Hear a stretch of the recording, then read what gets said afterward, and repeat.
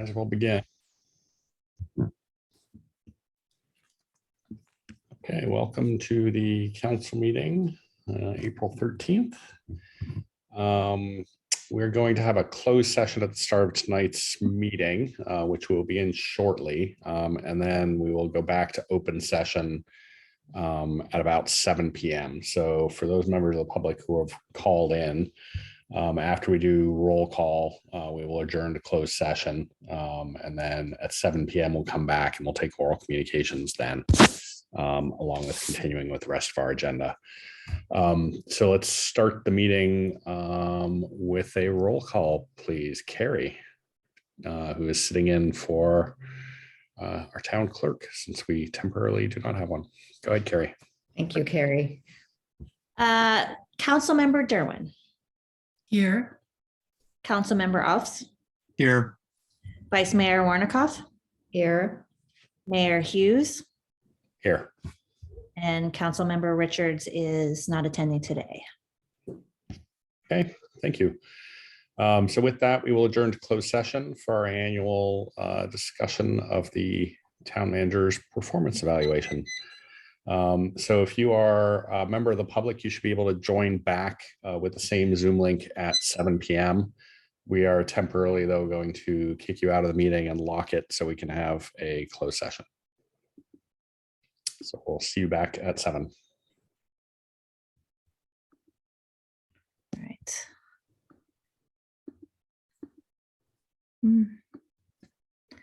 I apologize. My participant list went away. There we go.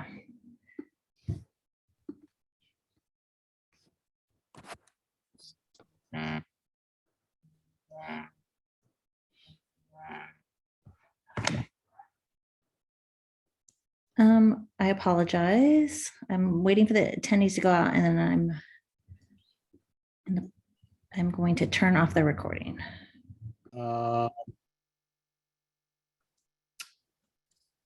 Okay, there's nothing to report out of our closed session from earlier, and that brings us to oral communications at the start of our regular session. I see a couple hands up. First is Carolyn Vertonghen.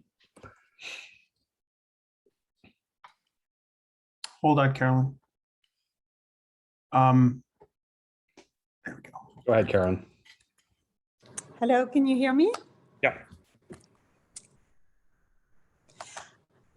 Thank you. I just wanted to mention that my minutes do not get reported, or my records are not being recorded for the public.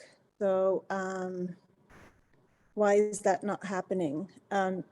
I submitted letters to town council and planning or staff members on March 22nd, and I don't see them posted in the digital recording session. So then I sent some more info regarding the parking issues and the traffic on Woodside Priory. And it thinks this is still the same study of 2019. He's not even aware that Mr. Krupka did a study that is now reported on the project back in June, and none of these studies have been discussed during the BPDS meeting. So I don't understand how we can continue to have this disconnect between allowing people to be part of this community and be part of solving problems, and yet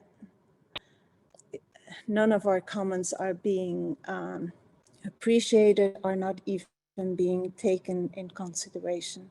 It's a shame. This has changed in the last few years, and we would like to understand why you're doing this to us. Thank you. Thank you. Next hand I see is phone number ending in 0429.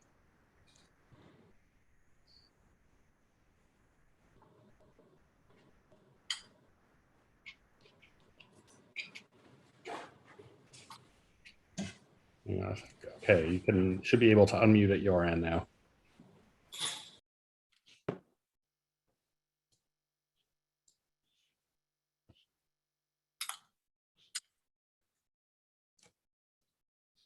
You're still muted at your, oh, there we go. Now you should be able to speak. Okay, great, thank you. Hello, Honorable Hello. Mayor, members of the City Council. My name is Jim Lawrence, Chairman of the Board of Fix and San Mateo County. I also had the pleasure of serving as Mayor of Foster City. Fix and San Mateo County is a nonprofit, 501c4. Our mission is to enact a civilian oversight board and Inspector General's office for the San Mateo County Sheriff's Office. Moreover, we are strongly recommending that the Board of Supervisors use their legislative authority via Assembly Bill 1185 to install this civilian oversight board for our San Mateo County Sheriff's Office. Ladies and gentlemen, we live in a democracy. All of our elected leaders have checks and balances. President Biden has the Senate, Congress, and as you know, the Supreme Court. Our Governor Newsom, Senate, Assembly, and the California Supreme Court. Even my local police chief, Aguilar, has the city manager and the city council. Our county sheriff does not have any checks and balances. He answers to and reports to no one. Yes, he is elected every 4 years, but so is our president and our governor. For your information, 220 cities and counties nationwide and 25 cities and counties in California now have civilian oversight boards and Inspector General's office. Locally, San Francisco, Sonoma, Sacramento, and Santa Clara. With the installation of this oversight board, we, the general public, will gain transparency into this vital county governmental office, for which we invest annually $300 million of taxpayers' funds. And more importantly, to begin to build community trust for those who have given the right to enforce our laws and ensure fair and impartial treatment for all San Mateo County residents. It's common sense, good government, and fiscally responsible to have transparency and accountability for our tax dollars. Thank you, and again, on behalf of all of San Mateo County, we hereby request your support and endorsement for Fix and San Mateo County's efforts, and that you join us in requesting the Board of Supervisors to use their legislative authority to enact this Civilian Oversight Board and Inspector General's office for San Mateo County Sheriff. Thank you. Thank you. Next hand is Rita Gomez. Go ahead, Rita. Hi, thank you for taking my comment.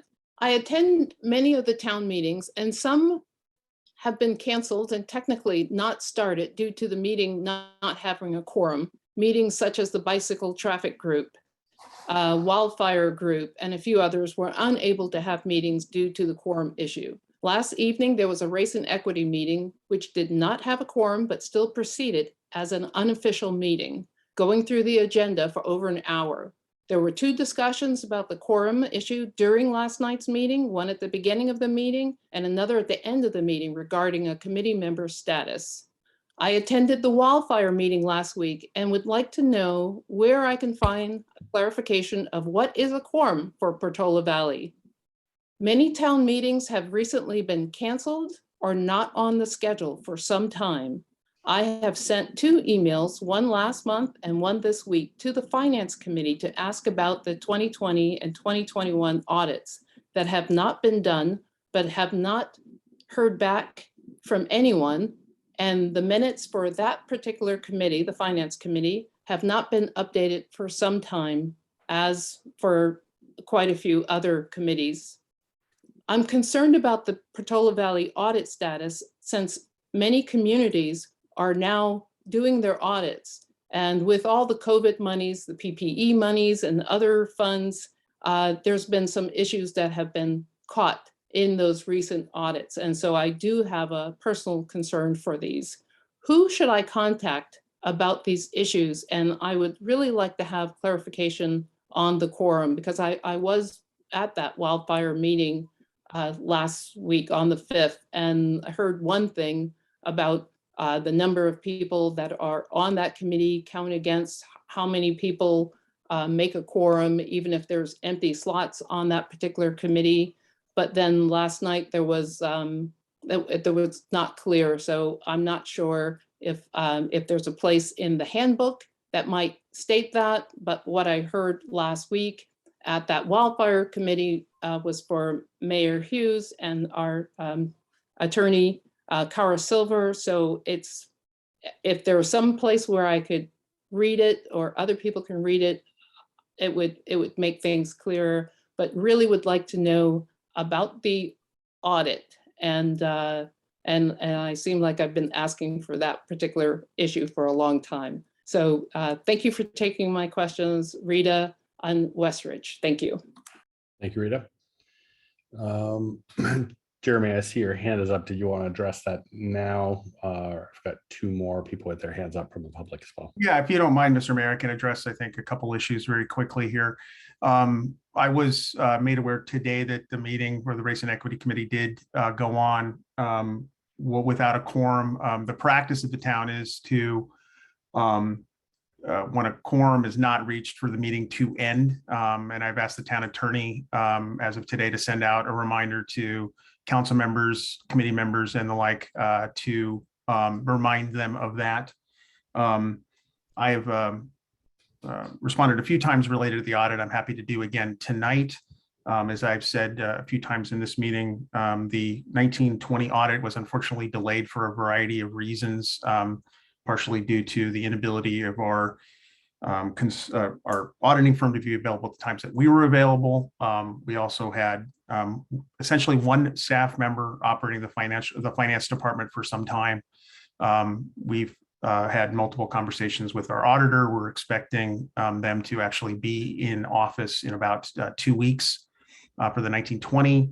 The 2021 audit will likely be completed in the summer months. So it's consistent with the messaging that I've sent out earlier. Hope that's helpful. Thank you. Thanks, Jeremy. Marianne, I see your hand is up too. Thanks. Excuse me. I just wanted to mention that I was at the Race and Equity Committee meeting last night, and I will take responsibility for allowing them to go on without a quorum, because in the many years I've been on the council, we have conducted meetings without quorums. However, no action is taken. They're just these free form discussions. Well, not free form, they follow the agenda. And I've also been to county meetings. So I'm happy to do whatever the current practice is. And it would be helpful perhaps if Cara could write that out and send it to us, and then I will be happy to follow it. But in the past, it was acceptable. Thank you. Okay, thanks. Next hand up is Sarah Simbeck. I think Cara had a I want to question. comment. Oh, sorry, Cara, go ahead. Well, I was just going to say that we have adopted the committee handbook. There's some guidelines in there with respect to the quorum, and the current practice in the handbook is that if there's not a quorum, then the committee should not be meeting. That being said, there are so many, committees that are here in the town that take place, and we haven't had a training recently. And so we are trying to get the word out, as Jeremy mentioned, and we will send out a memo just refreshing everyone's memory on quorum rules. Thank you, Cara. So next up, Sarah Simbeck. Go ahead, Sarah. Hi, thank you. Can you hear me? Yes. I've never done this format before, so just want to make sure. So this is my first time participating in one of these town meetings, and or town, whatever you call these. And I just wanted to participate to express my profound gratitude to all the members of the town staff and the town council and all of the committee members who've been dedicating so much time to these really complex issues that the town's facing right now, and in particular about the state's mandate for affordable housing and the housing element work. I've now had the opportunity to read the entire staff report, the March 23rd staff report regarding the housing element discussion, which I found to be incredibly informative and well done. Kudos to all of you that put that together. And I just wish we could get this document into the hands of every community member so they could really begin to understand the complexity and the urgency of the situation that's before us. Clearly not complying with the mandates, not an option. And I certainly don't think Portola Valley wants to be known as the town that couldn't find a place for affordable housing. I've also read the articles in the Almanac and have learned about the personal and legal attacks that have been launched against the volunteer members of the council and the Housing Element Committee. And I'm truly dismayed at what seems like a lot of negative pushback on staff and council and committee volunteers with very little appreciation for the complexity of the situation. You know, this is not a choice, this is a mandate. And so this is not only, in my opinion, unreasonable and unproductive, but it's wrong. And I'm really appalled, frankly, by the vitriol and lack of civility expressed by some community members. And I guess I just wanted to participate to say, I really don't think that that is representative of our community as a whole. I've lived here for 17 years, and that is certainly not the Portola Valley that I know and love. I guess I'm, as a person that's always been in public service and very supportive of that, I'm particularly worried about the negative discourse and the multiple requests for public records, and that this may be creating a toxic environment for staff and volunteers, which is not only stressful, but incredibly distracting. And I imagine it must be taking a lot of valuable time away from the real work that needs to get done in order to not only meet the housing element deadline, but to keep the town functioning in general. So in this sense, it affects the whole community. It affects all of us. And I guess just to add, I'm concerned that how we're going to be able to attract qualified and reasonable people to run for office in this community in the future if this is what they're going to be facing. So I guess in sum, I really just wanted to express my gratitude for all that you're doing and make a plea to all community members for civility and for reason as we go through this process. You know, we all know that Portola Valley is made up of a lot of really wonderful people who elected you and have faith in you to make good decisions, and we want to be helpful. And I highly encourage the town council and the staff and volunteers to be able to get the information, especially about this housing element topic, to the entire community as much as possible so that reasonable minds can prevail and we can all work together to find acceptable solutions. So thank you. Thank you, Sarah. Next hand up is Bob Turcott. Go ahead, Bob. Thank you. I want to share a compliment and also concern about the last town council meeting.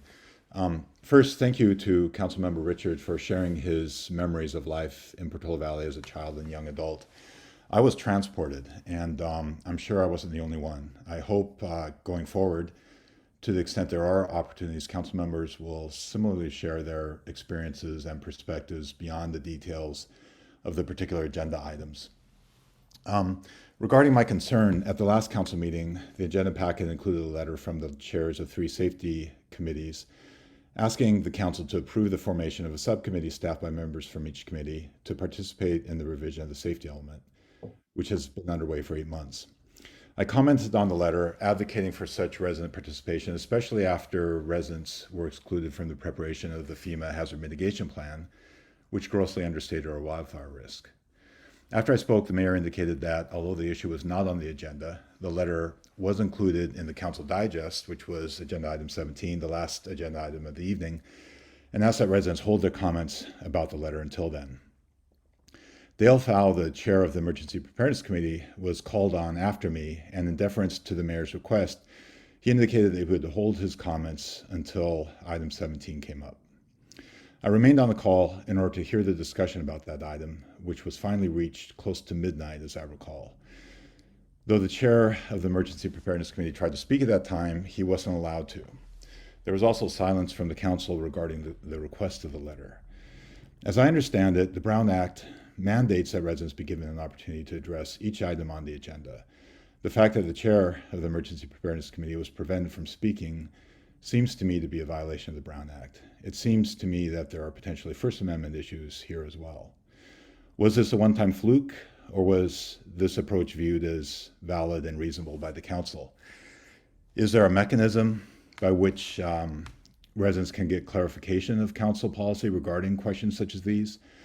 Similarly, how will the process of the hazard mitigation plan how will the process be revised and improved? How will the request of the chairs of the safety committees be addressed? These are important questions that I think deserve answers, but it's not obvious to me how we can get them. Thank you. Thank you, Bob. Okay, I see no more hands raised from the public. So that will bring up, sorry, there is one, just one up, Christy Corley. Go ahead, Christy. Thank you. I just wanted to share that I'm concerned that many meetings are being canceled due to quorums. What that also means is that we cannot approve minutes, and the public cannot read minutes from many meetings ago. So if we are to prepare as a town with the DEIR, draft environmental report for the Stamford Wedge, and we can't attend any meetings such as the Bike Pedestrian Traffic Committee meeting where we can discuss things, then it's not good for the residents to have lack of quorums, lack of minutes, and lack of agenda items to discuss. I just wanted to share my thoughts about that. It not only affects us not going to meetings, it affects information to the residents to prepare any comments they want for future applications. So also the calendar does not show that the meetings have been canceled this week and last week. That's of concern as well, that we keep our calendar updated and that we know what's happening, because that's where the public goes. Thanks so much. Christy. On that last point, the calendar is, it's specifically maintained as a calendar of upcoming events. So if the time for meeting comes and a quorum is not present, nobody goes back and retroactively modifies the calendar to reflect that. That's not what it's for. It's really to let people know what's coming up. Jeremy, I see your hand is up. Did you have a comment? Yeah, just a brief comment related to the minutes. For any meeting that committee has where there is not a quorum, the packet is still posted with the minutes. While they're not approved minutes, they are available for the public to review. So I just wanted to make sure people knew that. Thank you. Thanks. Good point. Okay, seeing no more hands up, I will close oral communications and we will move on to the consent agenda. There are 9 items on tonight's consent agenda. Public comment will be taken on any of the items. Should anybody have a comment on any of the items? Generally, the consent agenda will be approved by one roll call vote by the council unless an individual council member wishes to pull an item. So at this point, I would ask if there's any public comment on the item on tonight's consent agenda. And I see a hand raised, phone number ending in 7562. Go ahead. Good evening. This is Caroline Bertongen again. I apologize.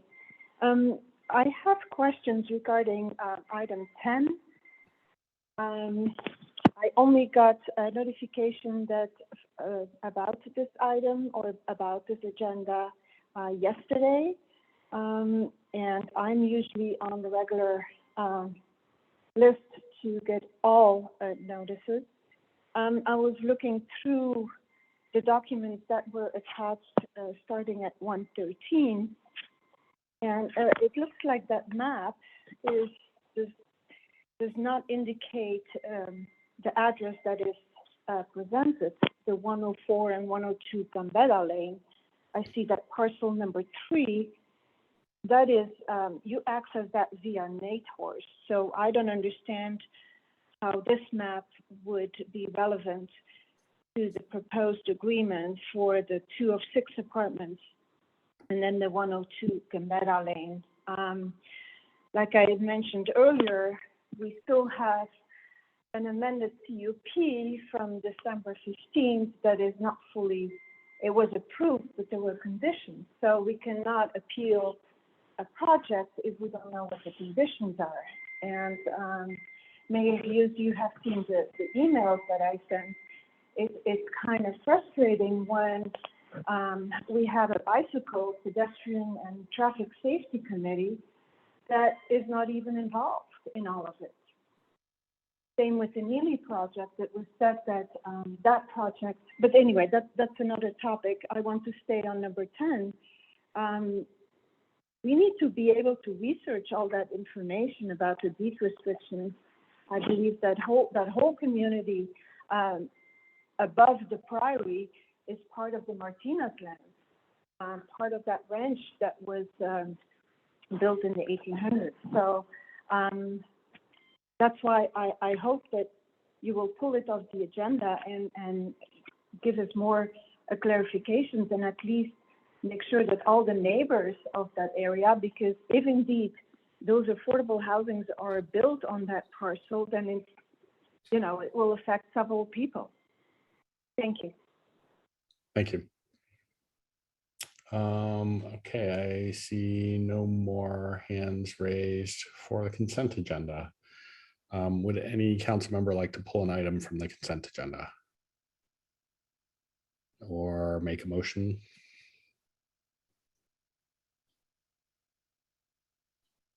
I'll move approval. Moved by Jeff. Is there a second? I will second it. Seconded by Mary Ann. Carrie, could you call the roll, please? I think I'm doing that tonight, actually. Or Jeremy. Splitting the duties before our new clerk starts. So so many different flavors of Sharon. yes, I mean, it takes a village to replace Sharon, doesn't it? Yeah. Councilmember Alves. Aye. Councilmember Derwin. Aye. Councilmember Richards. Vice Mayor Warnikoff. Yes. Mayor Hughes. Aye. Okay, that brings us on to our regular agenda. And the first item is an update from our fire marshal, Don Bullard, on community planning assistance for wildfire work that he has been working on. Don, welcome. Don, do you want me to do a Thank you. intro here, or do you want to just right in? Go ahead, Jeremy. I didn't mean to cut you off, Don. And Don, I hope I'm not stealing any thunder here. What I will say is this: is that a big thank you to Fire Marshal Bullard and the fire chief and the Woodside Fire Protection District for getting this resource grant for the Community Partners Assistance in Wildfire that the town of Woodside and the county of San Mateo is all partnering in. And we're really appreciative to have Don here tonight, also joined by Doug Green from Headwater Economics and CPAW. So Don, please. Thank you. Thank you. Thank you very much. Just like Jeremy said, we partnered with the CPAW group, which is out of Headwaters Economics out of Bozeman, Montana. And part of that group that I'm working with is Doug Green, who's here tonight to give us an update on, he's going to give a little bit of a background on what Headwaters Economics does and how the CPAW group relates to that group. And then also what we have done thus far through the grant to this point, and then what the future plans are as we move forward towards the end of this year. So I'd like to introduce everybody to Doug Green. Go ahead, Doug. Thanks, Chief. I appreciate it. I'm happy to be here. I'm going to share my screen here if I can. Let's see. Get to the bottom here.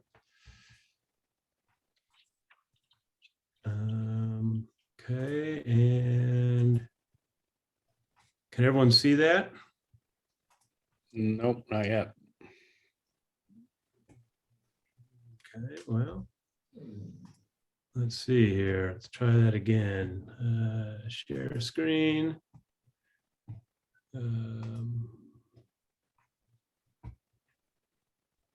Anything there yet?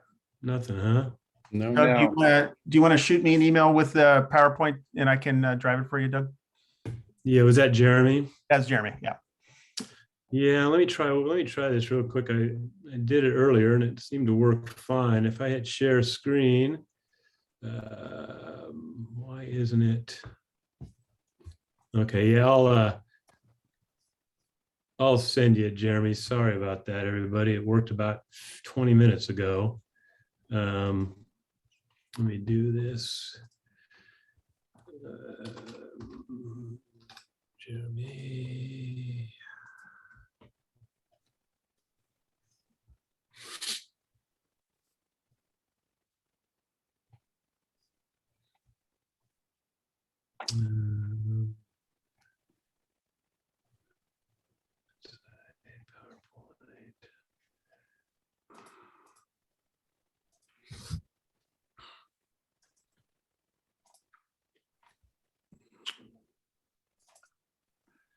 Okay, it's loading real quick, Jeremy, then it'll head your way. Did you try hitting share twice, Doug? I didn't, should I? Yeah, you gotta hit share twice. Once once you click on it, then you got to go back down and yeah, I'm hitting it twice and it's Okay. not wanting to do anything. I don't know why here. Let me see. If we need to go to a different item real quick and come back to this, Jeremy, we can. Mr. Mayor, what is your preference? Would you like to move to the next item? Yeah, why don't we do that? And in the meantime, maybe we can get a copy to someone else's machine or something and share screen from somewhere else. So we will table number 11 for now and move on to item 12, which is the annual report for the farmers market. Jeremy, is that your item? I see Niall is here. Introduce Niall, yeah. Always a pleasure to reintroduce you to Niall Estep, who manages our farmers market. As you may recall, a couple of years back, we had a change in the provider who was providing that service, and we can't be more delighted with what Niall has been doing with the market. And per our practice, we asked Niall to come back and provide his annual report on how things have been going. Niall, all yours. You're muted, Niall.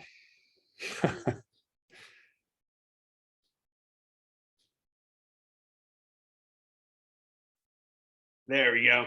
Sorry about that. Got all excited sharing my screen. I was going to make sure this works, but got the unmute button. So yeah, thank you so much for your time tonight. Just a quick little update. We, as everyone knows, we love the Portola Valley community and have been operating in the market since September of 2018. And through 2020 had to come up with some tricky fixes, and we were so excited in 2019 to come up with some cool new events. And so kind of as the events are opening up, have some fun ideas. But before that, just wanted to update everybody that on average, we have 18 vendors. We also have an awesome food truck that we added this year, Culinario and Chef Alberto. And people, the communities definitely love that, as well as Roli Roti. We're trying to grow our agricultural vendors. It's really tough right now, but especially just as the seasons are changing, but we're looking to add a couple fruit vendor as well as another organic vegetable vendor. So working on that. And then putting together a little proposal. We also manage the Carmel by the Sea Farmers Market, and we have started doing like ceramics and some blacksmithing at the farmers market. And so we're kind of testing that out. So after we get kind of a pilot of that, would love to propose that to doing that every third Thursday or some kind of interactive arts. We also have a trivia at the market. So we could have different families come and kind of have a fun little trivia night one Thursday. So yeah, so just kind of playing with some new ideas to get creative as events and other things are opening up. And our goal from in the month of June is to grow about 7 vendors on average and have a total of 25. Yeah, so kind of open it up to any questions, comments, concerns at this point. Great, thank you.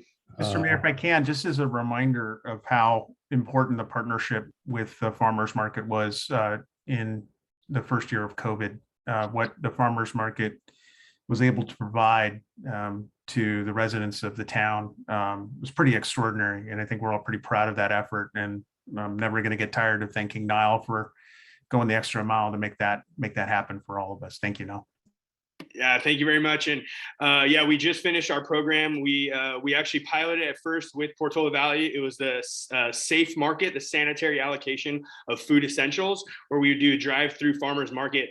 And we just finished our COVID relief program with Meta, known as past Facebook, but we were able to, since March of 2020, give out to San Mateo County over 200,000 boxes of organic food and meal essentials. We worked with San Mateo County Hospital as well as various organizations. So we're really proud of that, and we are continuing our community mobile market, which serves the East Palo Alto community. We go to the East Palo Alto Senior Center, the community center at the YMCA, as well as a church, to make locally sourced food more affordable and accessible to underserved communities. So that's kind of our other branch of Goodroots.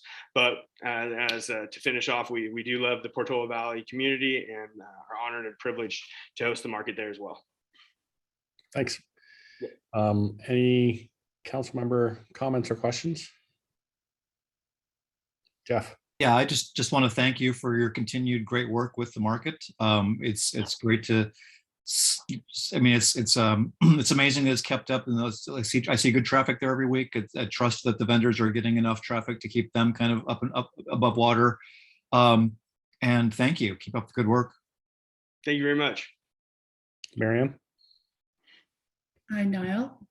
I agree with Jeff, and I very much look forward to that really meaty market in June. Totally. Mm-hmm. Thank you. Yeah, thank you, Niall. And the interactive art stuff sounds pretty exciting. I can't wait until we've got the little kids out there sticking things in the blacksmith forge. That'll be maybe an age limit, but yeah, no, maybe some ceramics and painting some ceramics should be fun. Thanks. Yeah. One more question. Go ahead, Marianne. So for the ceramics in Carmel, do they bring a portable wheel? Yes, we do. And we also, so another thing that we've done is we've revitalized a hay and feed store in Carmel Valley. It's called Hacienda Hay and Feed, if anybody's familiar. But we actually have taken on ownership, and we're revitalizing that, as well as it's called Walter's Farm. It was one of the first certified organic farms when CCOF was created. So we have a 3.5 acre farm. We just sowed the seeds just a couple weeks ago. We were doing a cover crop, but so eventually we may be able to be a vendor at the Portola Valley Farmers Market, which would be really, really cool. So that's the goal down the road. But yeah, so to jump back to your question, they do bring a wheel and have a kiln sometimes at the market. Really? Yeah. Oh, cool. Thank you. Yep. Is there any public comment on this item? Nope, I don't see any hands going up. So thank you very much, Niall. Take care, guys. Have a great night. Yeah. Yep. Okay. Let's see. Let's try going back to item 11. Are we all set for item 11 now? Getting that, Jeremy? Hold on just a second. Yep. I'm going to try this one more time and see if anything happens. No, still can't share the screen. I've got it here, so it should work. Okay.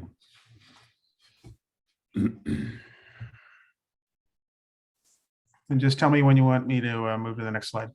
Okay, will do. Everybody see? There we go. That looks like it. Sorry about that. I'm not sure my Mac was acting up here. So again, thanks everybody. My name is Doug Green. I am the program manager for the Community Planning Assistance for Wildfire program, the CPAW program. Just a little bit about me. I live up in Bend, Oregon, and spent 25 years with the Bend Fire Department, working on the line there and also doing wildfire mitigation for the city of Bend. And then before that, I was actually a land use planner with the city of Bend. So I've kind of a diverse background, and which fits perfectly in kind of what the CPAW program is doing here. Jeremy, you want to go to the next slide real quick and we'll kind of jump into this. Perfect. So real quickly, the CPAW program is a program, like Jeremy said, we're based out of, or a program of Headwaters Economics, which is kind of a think tank, a nonprofit, nonpartisan organization out of Bozeman, Montana. Headwaters tackles kind of big, high-level community issues around the country, things like flooding, vulnerable populations, economic impacts of open space, a whole diverse group of items they take on. And one of the things they started taking on in the early 2010s was wildfire. The executive director at the time realized that, as I'm sure a lot of you folks do, that if we can get ahead of this on the front end, it ends up being a lot more effective and cost effective and just effective in general than dumping billions of dollars in on the back end under suppression efforts. And so, his goal was to come up with a program where we could really look at this wildfire issue through the lens of land use planning and community documents versus, again, the suppression side of things. So that's kind of how the CPAW program started. The first year we did it was 2015. And again, we can jump to the next slide, Jeremy. And again, what we do is we look at this wildfire issue through the lens really of land use planning and some other things. We usually historically have done things kind of in 4 different buckets, although I'm going to bring up a 5th one tonight because it's become more and more important in the recent future. But the bread and butter of what we do is land use planning piece. And I heard earlier this evening in the meeting a lot of comments of what you guys are facing down in the Woodside Portola Valley area. And so, we'll go into communities. We'll dive into their hazard mitigation plans, their subdivision ordinances, their comp plans, CWPPs, general plans, everything and anything that can have anything to do and relate to wildfire. We want to make sure everything in those plans aligns with wildfire mitigation and look for opportunities to try to tie those things together, maybe bring in updated language from the current best science that's out there, making sure there's plans that don't contradict other plans, which we tend to find a lot in different communities. And again, just making sure everything aligns with that goal of wildfire mitigation, because that's what our focus is on that. We also offer hazard assessments. There's a lot of communities we work in that just do not have the ability to do wildfire risk assessments, et cetera. So we partner with a number of organizations and help these communities do different assessments they need to kind of help move that needle forward when it comes to wildfire adaptation. We offer capacity building, whether that be presentations, whether that be going into communities and educating their land use planners, educating their policymakers, et cetera. Anything we can do. A lot of these communities, we have good ideas for them, but there's just no way they can implement those. They just do not have the bandwidth to do that. So we can go in and help them implement anything we can to help that community be more wildfire resilient. Research and scientists, that's another thing we do. We work closely with IBHS, a number of different organizations to come up with that science-based documentation that not only we need, but that the community needs to make those decisions valid and make them implementable in that community. And the last one that's not on here that we find more and more important is that communication piece, because we can come up with all these recommendations, these assessments, research and science, but if we don't find an effective way to get them not only to the community, but more importantly to the policymakers and the decision makers who are going to make things happen, then it becomes really ineffective. So coming up with new, progressive, effective communication tools, depending on the community, is one that in the past few years, especially with how social media has kicked in, has become even more and more relevant. I have to say that although it may not be quite as noticeable within your community, we usually take municipalities as a single unit. We have not ever taken multiple municipalities and jurisdictions like we did here. We have a contract with not only Woodside Fire Protection District, but also with the town of Portola Valley and the town of Woodside. But we realized that with the overlap and the leverage we could get with this, that it just made sense to take on all three communities at one time.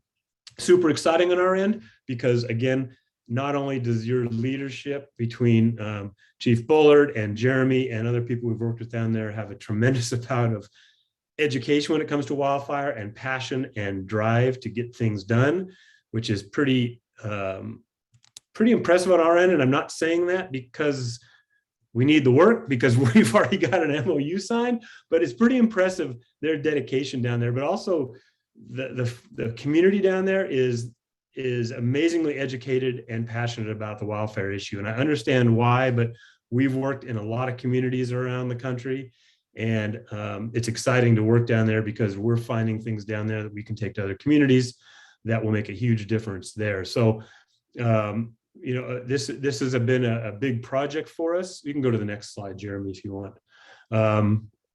But we've been excited to do it. We started this last year. Again, we had an MOU signed with Woodside Fire Protection District and both towns.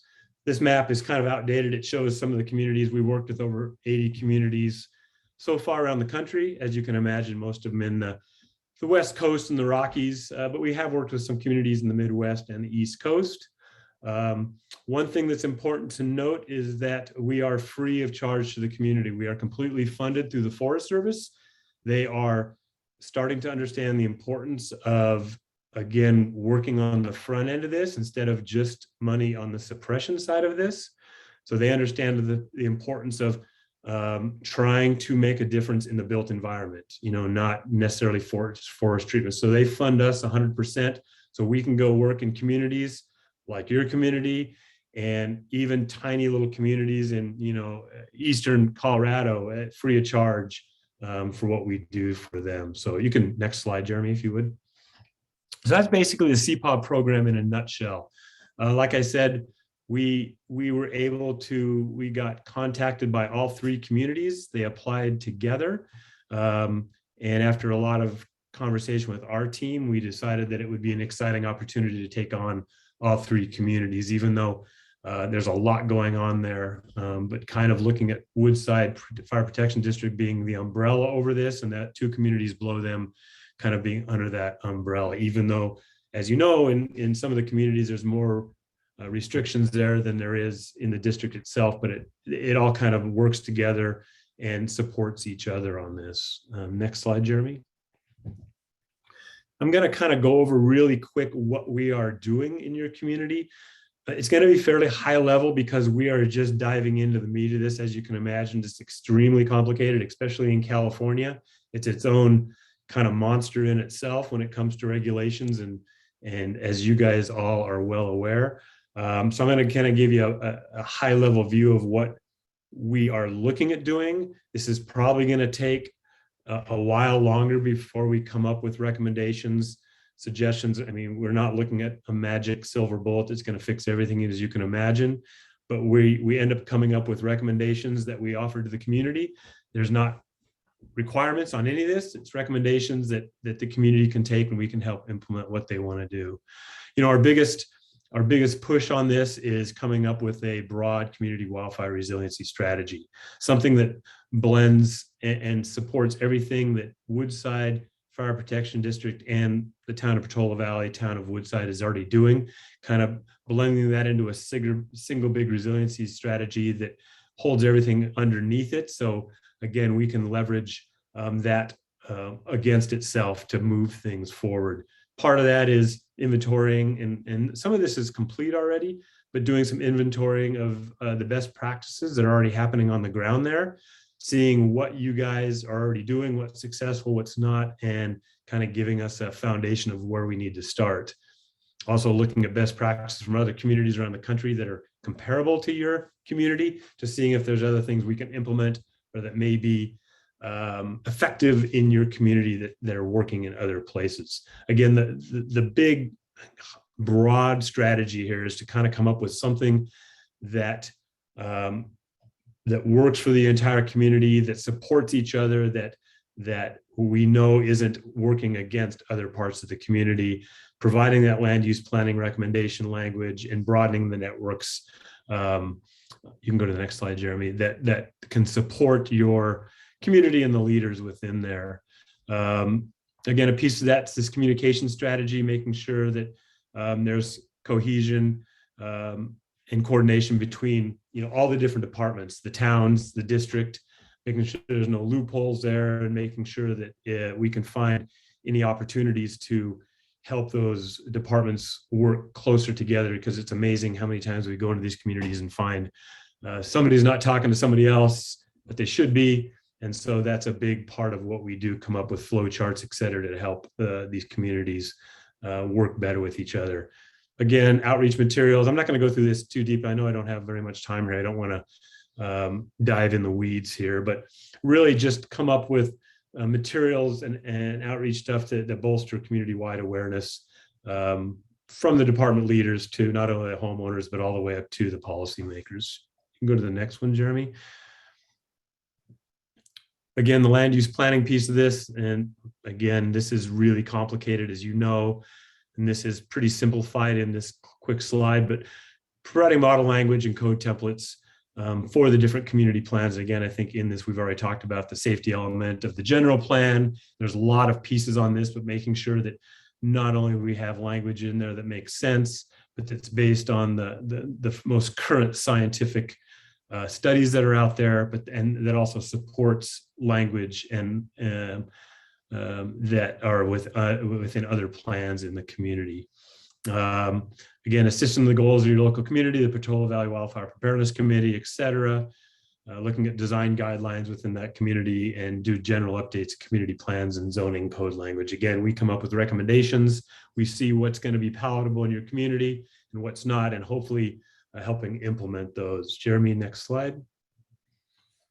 And again, the big piece here, which is kind of based on that science piece of this, is the risk and assessment piece of Portola Valley and the Woodside Fire Protection District. Again, part of that is supporting that updated hazard risk mapping that Chief Bullard is working on right now, kind of being a supportive role in that any way we can. And then we work with a lot of partners out there, external partners in evacuation modeling. We work with IBHS very closely in doing scientific papers, et cetera, academic fields and other programs around the country that we can bring into your community as partners to help bolster different programs within your community that we find to be the most effective in wildfire adaptation of your community. Again, our whole goal is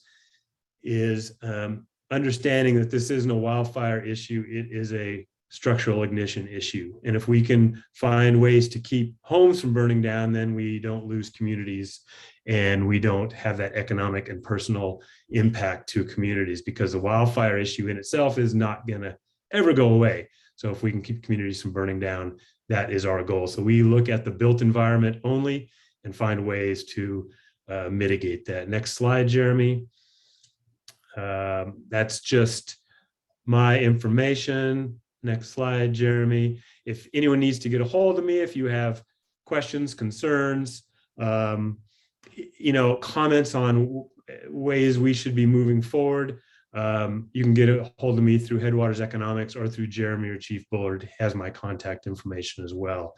Again, this is a process we're just starting to get into the meat of it right now. We know there's a lot of moving parts. We were hoping to get down there. We usually get down to indoor communities when we start this process, but due to COVID, we just weren't able to last year. But now that things have loosened up, we're planning on coming down there a couple times this year, getting a feel for what the community feels at a ground level, getting a feel for the community and really finding out what's important for the community to make a difference down there with everything else you guys have going on, what we can do to support wherever we can. So that's what I have. Thanks so much. And back to Chief Bullard.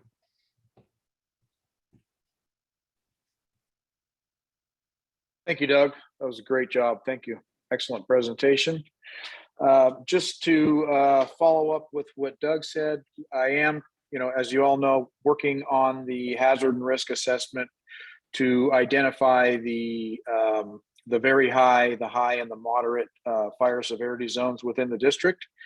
And yesterday we had our biweekly update with Jeremy and Laura. And Laura had advised me of, which I know we're on a very tight timeline with the safety element and the housing element. And it would be really nice if we could at least get that map out sooner than later. And so I asked her to provide me some criteria on that so I could bring it back to the advisory committee and see if we can at least let's get started on getting just the linear maps out, identify those areas within the district so that those can be useful for that process of the safety element and the housing element.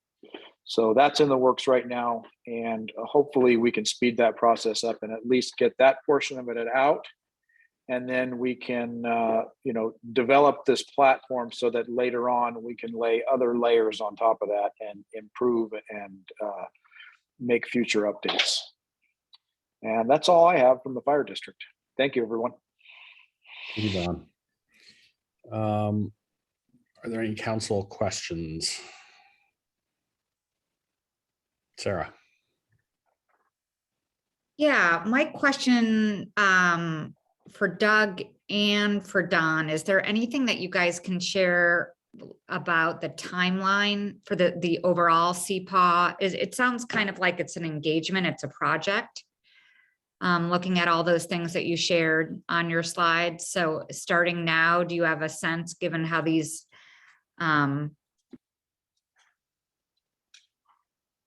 sorry, I meant to put my hand down, not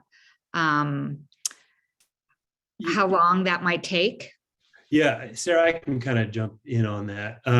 So, historically, the CPAW program has been about a year long. We jump in, we dive into that, we go through the process, et cetera. And it takes about that long to really get everything finished up at a place where we feel we're comfortable with.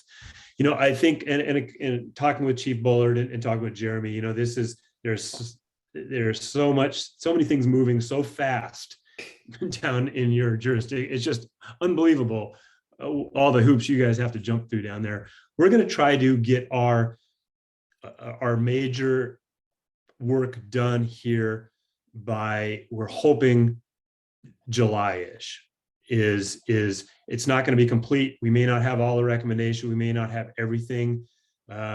This is going to be more than a year-long process with Woodside, just with trying to help with the implementation piece and with everything going on down there, especially with Senate Bill 9 and all that stuff happening. We want to make sure we're around to support Chief Bullard and Jeremy any way we can in the future as well. But we're hoping to have kind of the major piece of the resiliency plan and a lot of the communication pieces and some of the bigger recommendation pieces out by midsummer is our hope. Okay, thank you. And then likewise, with Woodside Fire, it sounds like you're going to be doing some staggered delivery of mapping. Do you have a sense of that total project and when you hope that complete project to be done? Well, depending on, we won't be able to do this work ourselves. So a lot of it is dependent on the consultants that end up doing the work and how busy they are and how much ground truthing they're going to have to do for those maps. So I'm hoping that I can, and I don't know if I'm being,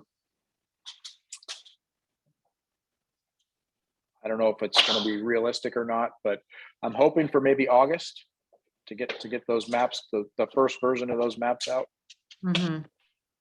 Okay, so you guys That's haven't my hopes. selected a partner yet, consulting?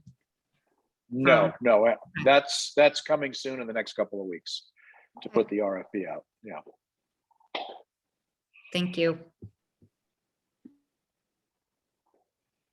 Any other council questions? Nope. Okay, I will open for public comment then. Is there any public comment on this item? I see a hand up from Nan. Go ahead, Nan. Okay, am I unmuted? Yes. Great. Yes, we can hear you. Oh, thanks. Okay, I have a question for Doug Green. And Doug, this sounds very comprehensive, your approach, sort of top down and then coordinating with the concerns of the community. As you probably know, that we've got a double whammy here. We're earthquake country and wildfire country both. In your planning anywhere, do you look at earthquakes or wildfire followed by earthquakes, especially for evacuation and and land use?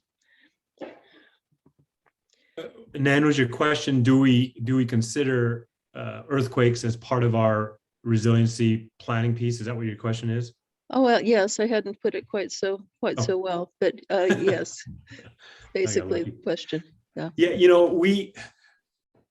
yes and no, we don't in most cases, although obviously when we look at hazard mitigation plans, when we look at general plans, that overall hazard piece always comes into play. So there's certainly language we try to get adopted in a lot of those plans that if we can't get at wildfire specific language, then we get just hazard language in general to make sure that we have a bookmark or a foot in the door in whatever we're looking at. So in the future, if we need to bring in more comprehensive language, we have that in there.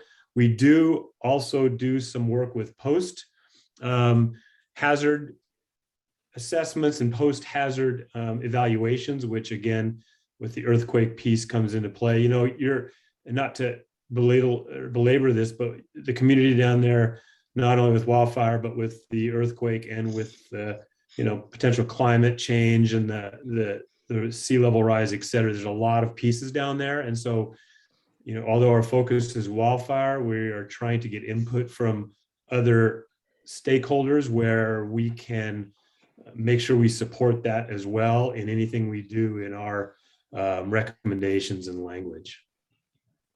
Okay, so thank you, Doug. Yes. Okay, next is Caroline, phone number ending in 7562. Go ahead, Caroline. Good evening. Thank you for taking my comments and questions. So I do have questions for you. You mentioned the general plan. Could you specify or confirm that you have consulted the general plan, which was adopted in 2016? We do have several components that are very crucial, and it was the understanding that any progress that was made, any housing or any building that was built in this town would be consulting that general plan. So I hope you were able to, or that you were given access to it. It has a safety plan from 2010. I'm really curious to see what maps were given, because we found out that Fire Chief Bullard did not know that we had the Moritz maps, which were established in 2009. And then I have questions for the staff, staff and the council members. In December 8th, we signed this district, it's the San Mateo County Jurisdictional Local Hazard Mitigation Plan. And that was with Tetra Tech. And they were supposed to get all our information. Then we also had, another plan that was Stonehaven. And I think, we spent all this money, and we would like to find out how is this going to be used all together to find a solution, because we were supposed to, according to the governor, he had these wildfire safety guidelines since 2015, and we assumed that the town council and staff were following the safety plan from 2010. And then we found out nothing was done. So how is it all going to fit in together? Because we keep on spending money on consultants, and they don't seem to collaborate, you know?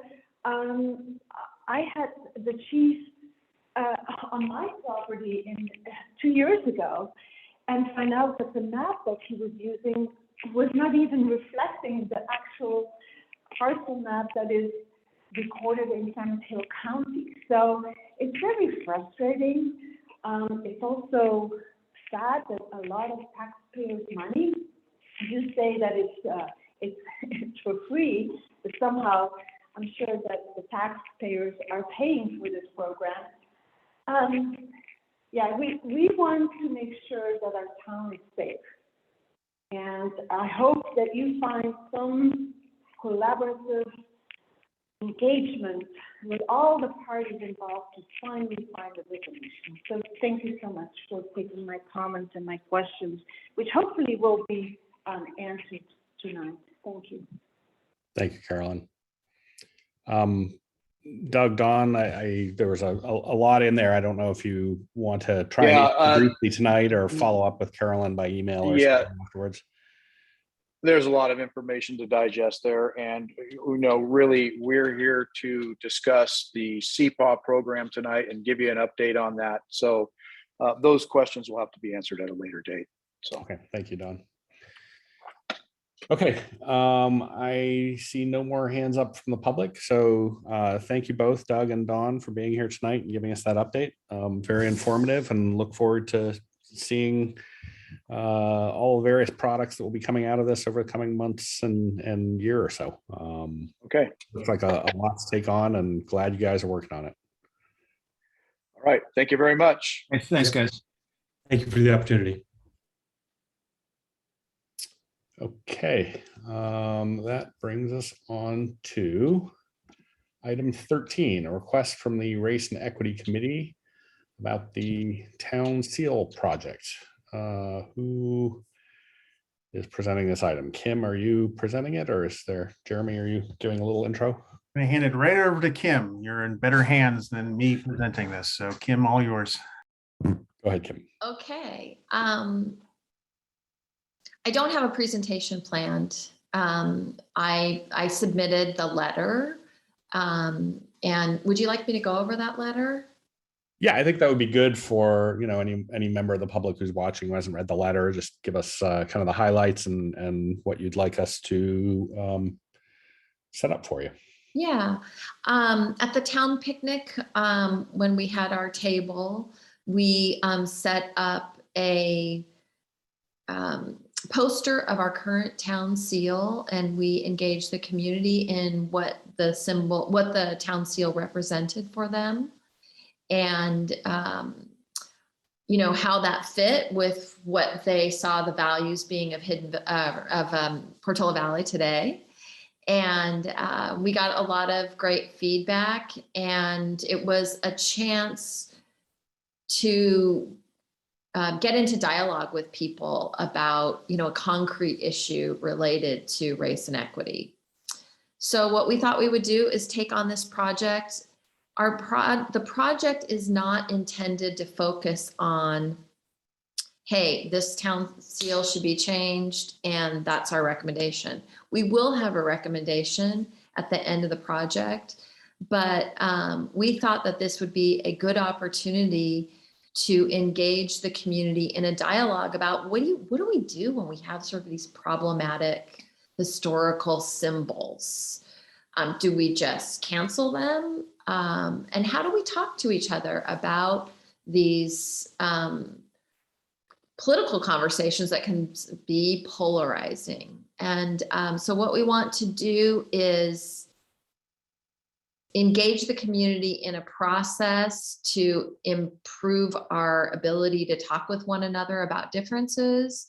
And then what we would be doing is compiling the data that we hear from people about what they see in the current town seal, how, what they think about that in terms of values of the town today, and what other symbols would be better represented, better represent the town today. And that would end in a recommendation to the town council and for the town to take that forward. We also see an opportunity to combine this with educational opportunities around perhaps bringing in people to talk about how do you deal with these kind of symbols. So some education opportunities around this.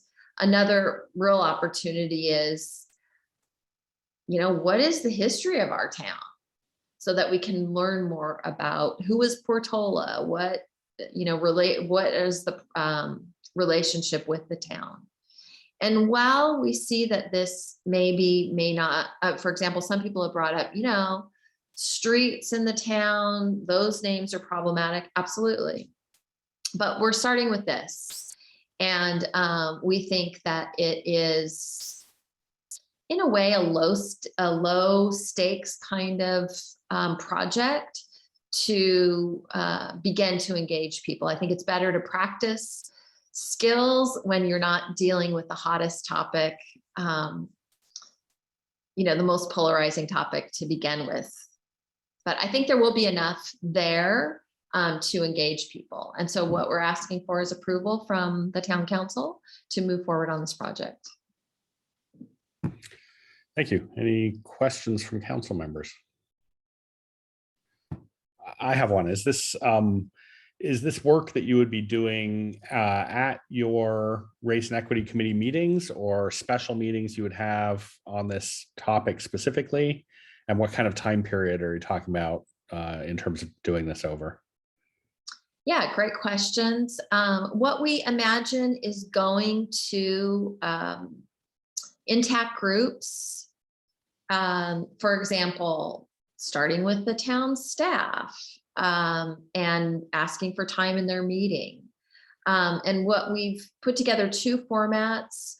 One is an hour format to practice dialogue skills within this context. The other is a 30-minute, which is just straight giving feedback. The other thing that we'd like to do is stand in front of Roberts, for example, and just catch people individually. One of the people on our subcommittee goes to Woodside Priory, and he would like to engage. He's on the committee because he wants to engage people his age in high school, and so taking it there, going to the Sequoias, engaging the other town committees, that sort of thing. And in terms of timeline, once we get started, I would imagine 2 to 3 months, depending on scheduling for people.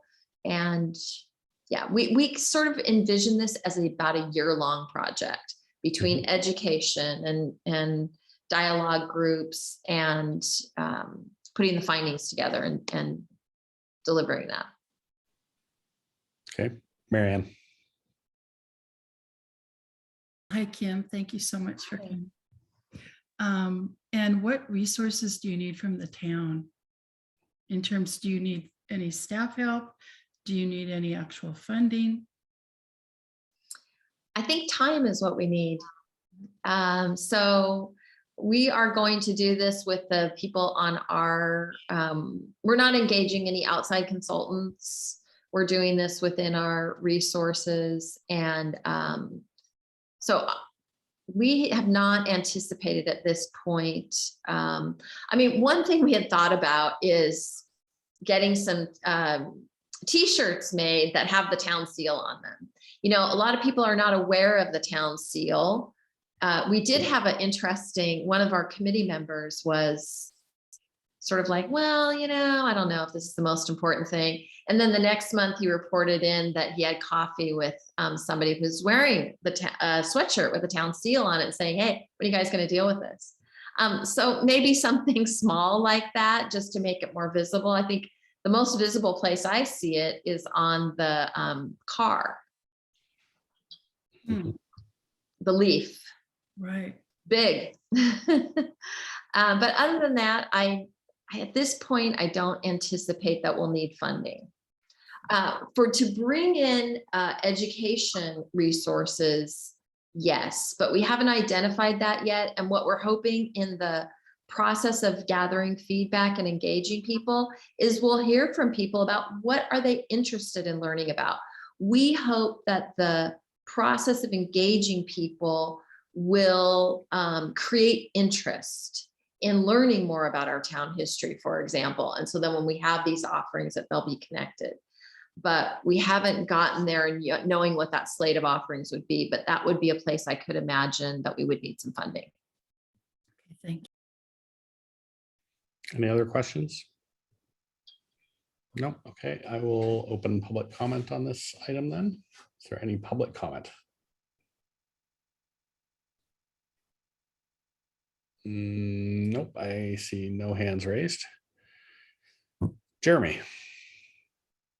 Yes, just to hopefully state the obvious to the committee, the staff stands by to assist in any way, shape, or form to ensure the success of this project. We look forward to working with you, Kim. Thank you. Okay, do we need a formal action here or just a informal go for it, thumbs up, or what do we need to do here, Jeremy or Cara?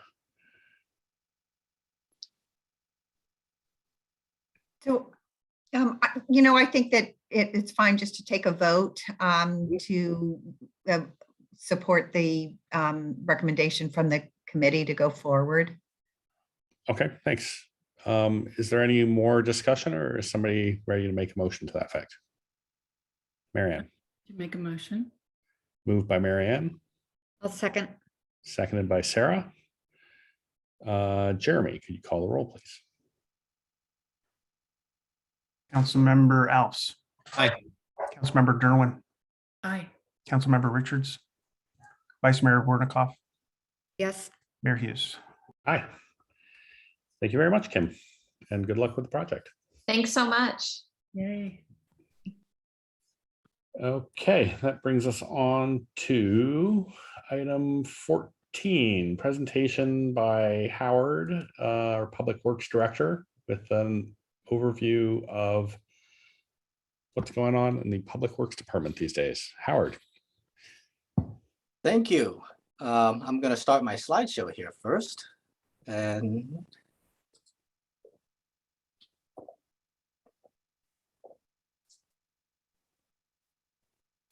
once.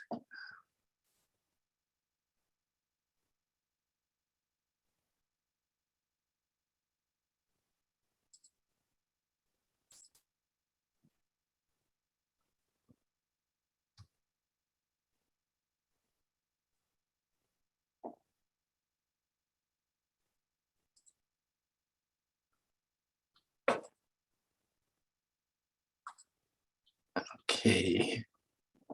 Oops. Sorry, give me 1 second. I am trying to get the right display on.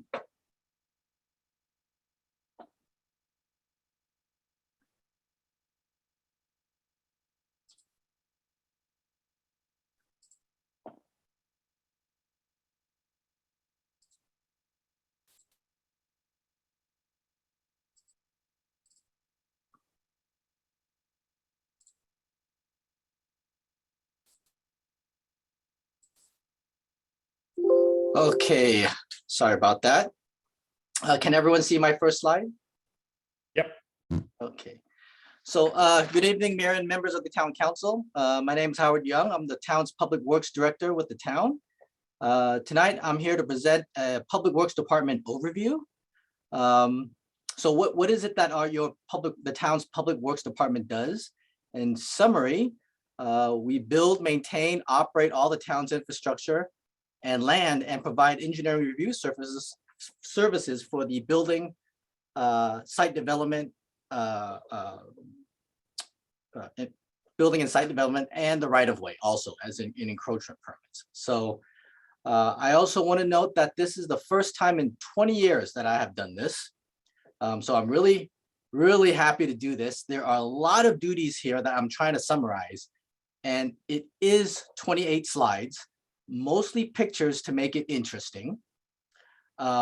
I'm trying to keep it to 30 minutes long, but I do want to share information on what we do, what we work on things that many of the public may not realize.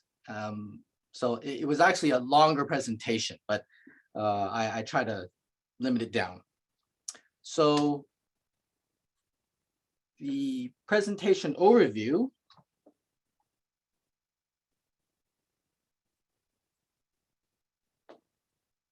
The first thing we'll do is go through department staff, division and duties, an overview and changes to the Public Works Department. And also here, question and comments at the very end.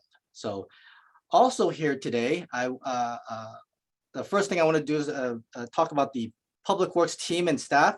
I invited Scott Weber, and who's our maintenance worker 2, and also Justin Bixby, our recreational facilities coordinator, with us tonight. Just to say hello so that the council and the community can see the faces of those that maintain the town for them. So if you can hear them on the scene or see them on the screen, Justin and Scott, you can say hello. Evening, guys. Welcome. Hello, everybody. And I thought it would be good for them, people to see them. And I know they've worked a hard day, so they can sign off when they want to.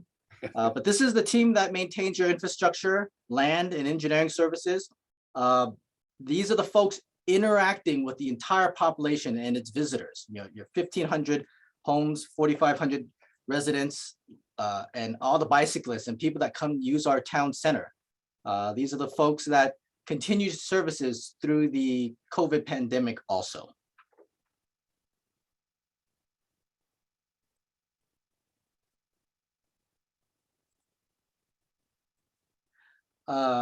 So that's the staff is really made up of 4 people only. And we also use the engineering consultants and construction contractors because the staff is so small. And we'll get into small staff a little bit later. So service summaries, I wanted to go over. What do we do? In summary, you know, we maintain all your public right-of-way and your infrastructure. We maintain 36 miles of roadway, over 109 streets, your storm drain system, there's over 400 catch basins in our storm drain system. Our trails, 36 miles of trails. Our parks and recreations, we got 2 soccer fields, 2 baseball fields, a park, a playground, and rental areas. Our biggest addition is the town center. It's something that I don't think our neighboring communities have. We have 11 acres of building and landscape that we maintain.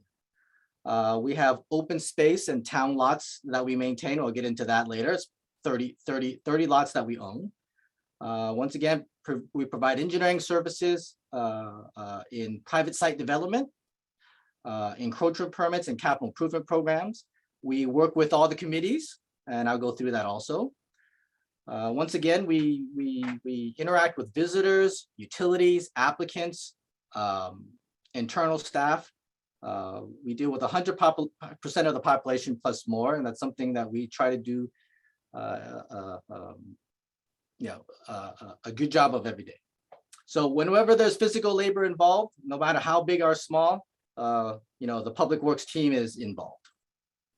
So on this chart here is showing the Public Works division and duties. And I'm just going to do a really quick review here.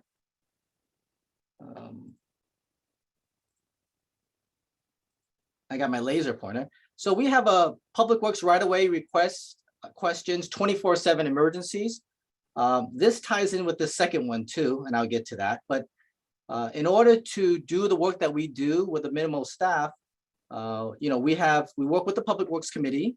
We have vegetation management, which is a combination of staff and maintenance agreements. We have a storm drain maintenance, which is combination staff and maintenance agreements.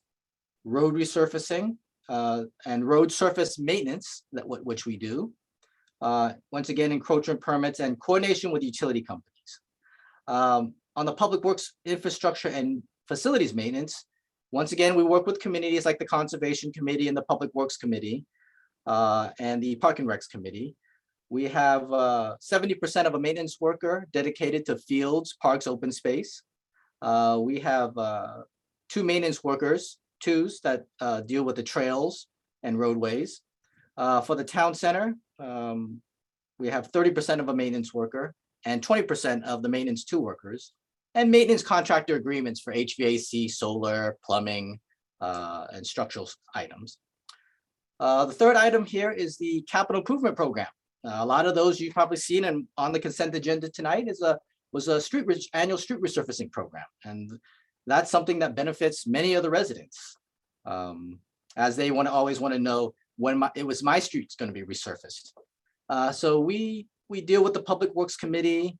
We do a design, and whatever it is, I mean, we not only do resurfacing projects, we do road widening for bikes, retaining walls for bikes, and traffic safety improvements. So part of that also goes into construction management, and we either, I do it, staff, or the consultant does it. We have a geotech review whenever we do, and materials testing and inspection. On to engineering services, site development and encroachment permits. So a lot of people don't know the Public Works Department also is involved in building permits, specifically the site development permit. We review and inspect the grading and drainage of many of the homes and businesses that are being built. So we do plan review, we have an engineering consultant, we have inspections, inspection consultant. We have our legal team, which is our town attorney that we depend on for legal input. Actually, just not this, but on everything, because everything we do in public works is a liability, and we are here to protect the town from liability. Inspections consultants, I do share, the town was very small a long time ago, and we shared permit techs. And right now I have 20% of a permit tech. So committees as assigned, trails, traffic, cable, conservation, public works, parks and recs. I work with them. Some of them I attend all their meetings. Some of them I work with actively. Okay.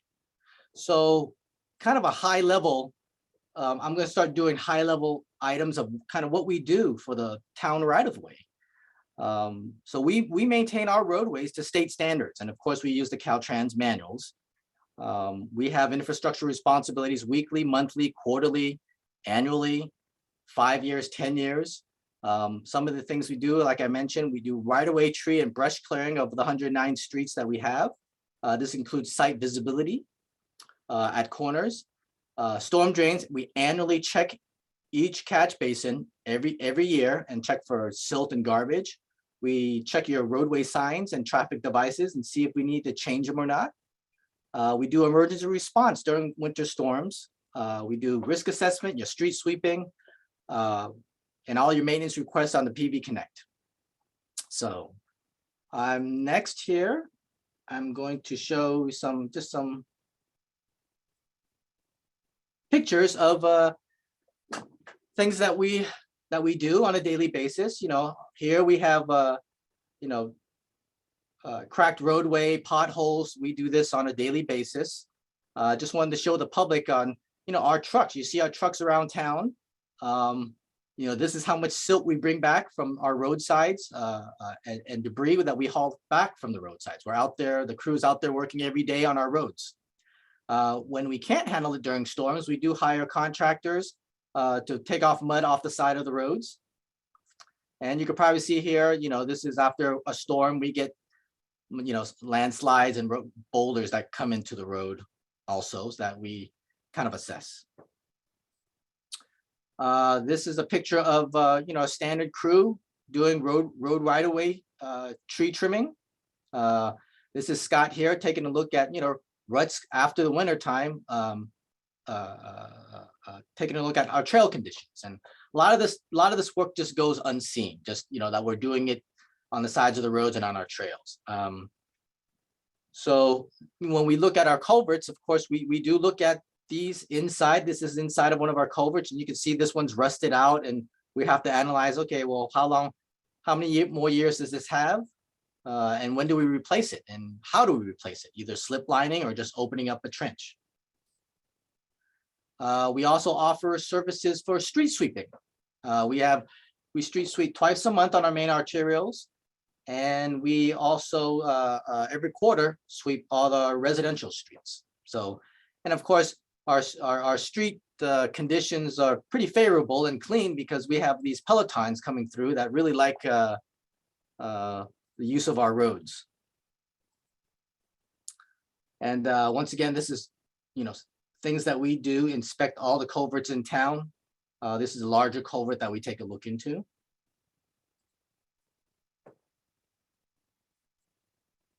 Next up, I'm going to go through just our annual facilities work.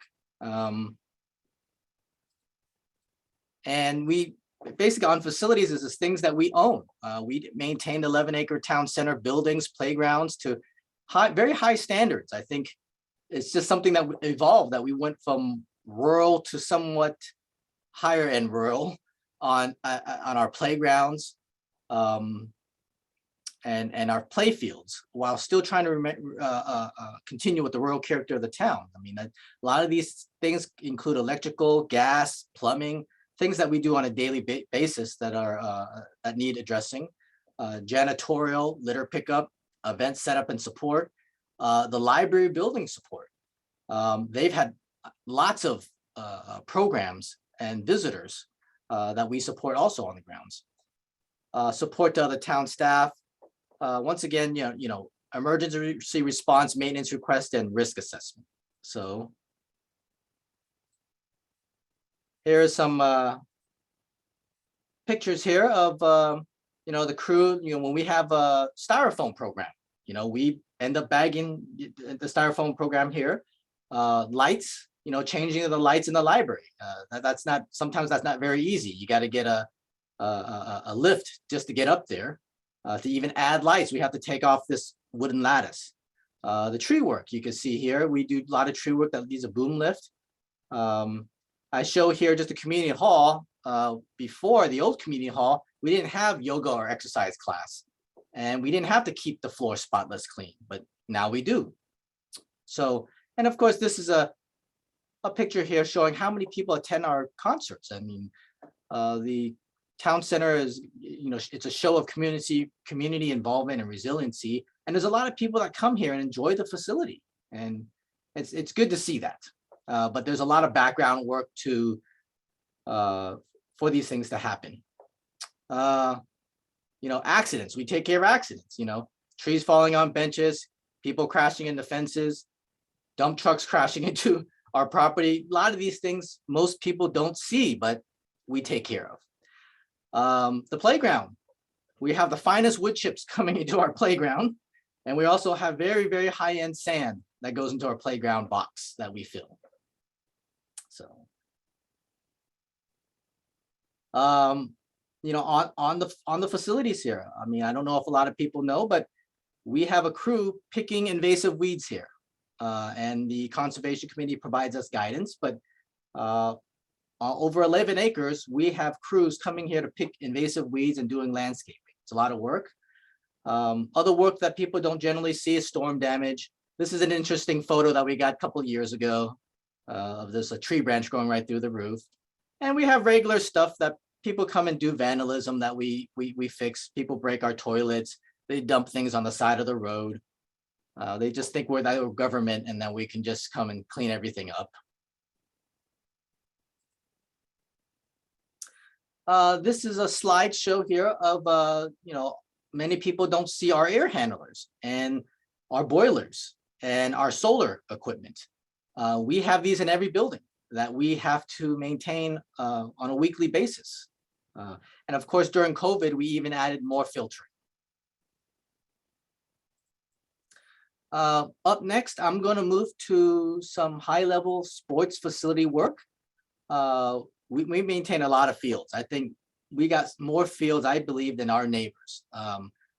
2 soccer fields, 2 baseball fields, and all the associated landscaping around it. Of course, we added skate ramps, pickleball, horseshoe pits. pretty much everything around the field. We also do annual field renovations. I don't know if you've probably seen out there, we aerate, reseed, top dress, and place an new infield mix every year. And the infield mix is it's very high quality candlestick mix. The same stuff they use at AT&T Park. We do rodent control by mechanical means, weed control, water audits, water conservation, organic fertilizing programs, a lot of maintenance and support for recreational classes used in our leagues. And I can tell you, we've got a lot of good positive responses from our field users. I mean, Justin does a great job of making our fields look great. We have the schools and other towns asking us what we do to our fields. So that's something that's really positive for us. Fields during the play season are mowed twice a week. And of course that makes the, we talk to the leagues because it makes the ball go faster. This is a picture of what we do. We used to use rodenticides, but now we use mechanical means. It is more time and effort for this. Here's a picture of us top dressing the field. Here is a picture of Justin reseeding. This is a slit seeder. We just don't dump the seed on the field. It actually punches hole in the field and seed is deposited in the hole to ensure better germination rate. And as those of you that know, we renovate our fields now in a winter to have nature water it. Many agencies renovate in the summer because that's when seeds germinate and they know guaranteed the grass is going to germinate. So in order to save water, we do it in the winter, and it's a risk that we take. And on top of that, we have to put turf blankets down, a tarp over it. Everyone has probably seen the white tarps that go over the field to help the seed germinate during the winter.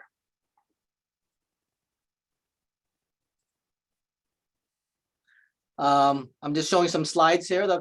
People enjoying our facilities. Our hardscape right here. We blow things down twice a week.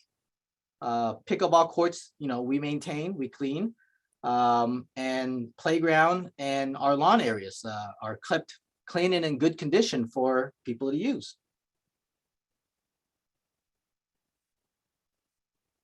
Another, show here of our fields. And, just to show how our weeding, the fields look great. A lot of people are using it. We use an organic fertilizer program, maintaining the surrounding landscapes, doing risk assessments for everything so that these things are safe. And of course, now you can see our Rosati Field parking lot is being used extremely well too.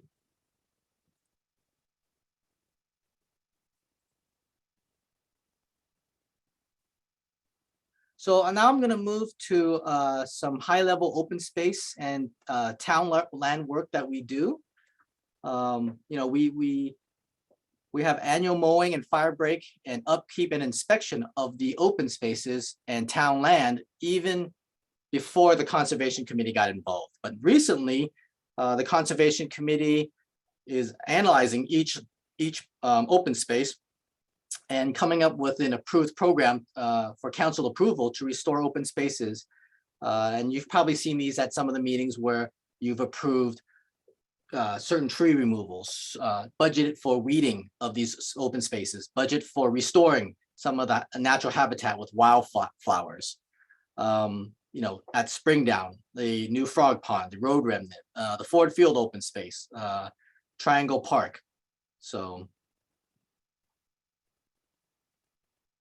this next slide here, I just wanted to show you the team that does this work for the town. This is Sean, he's with Go Native.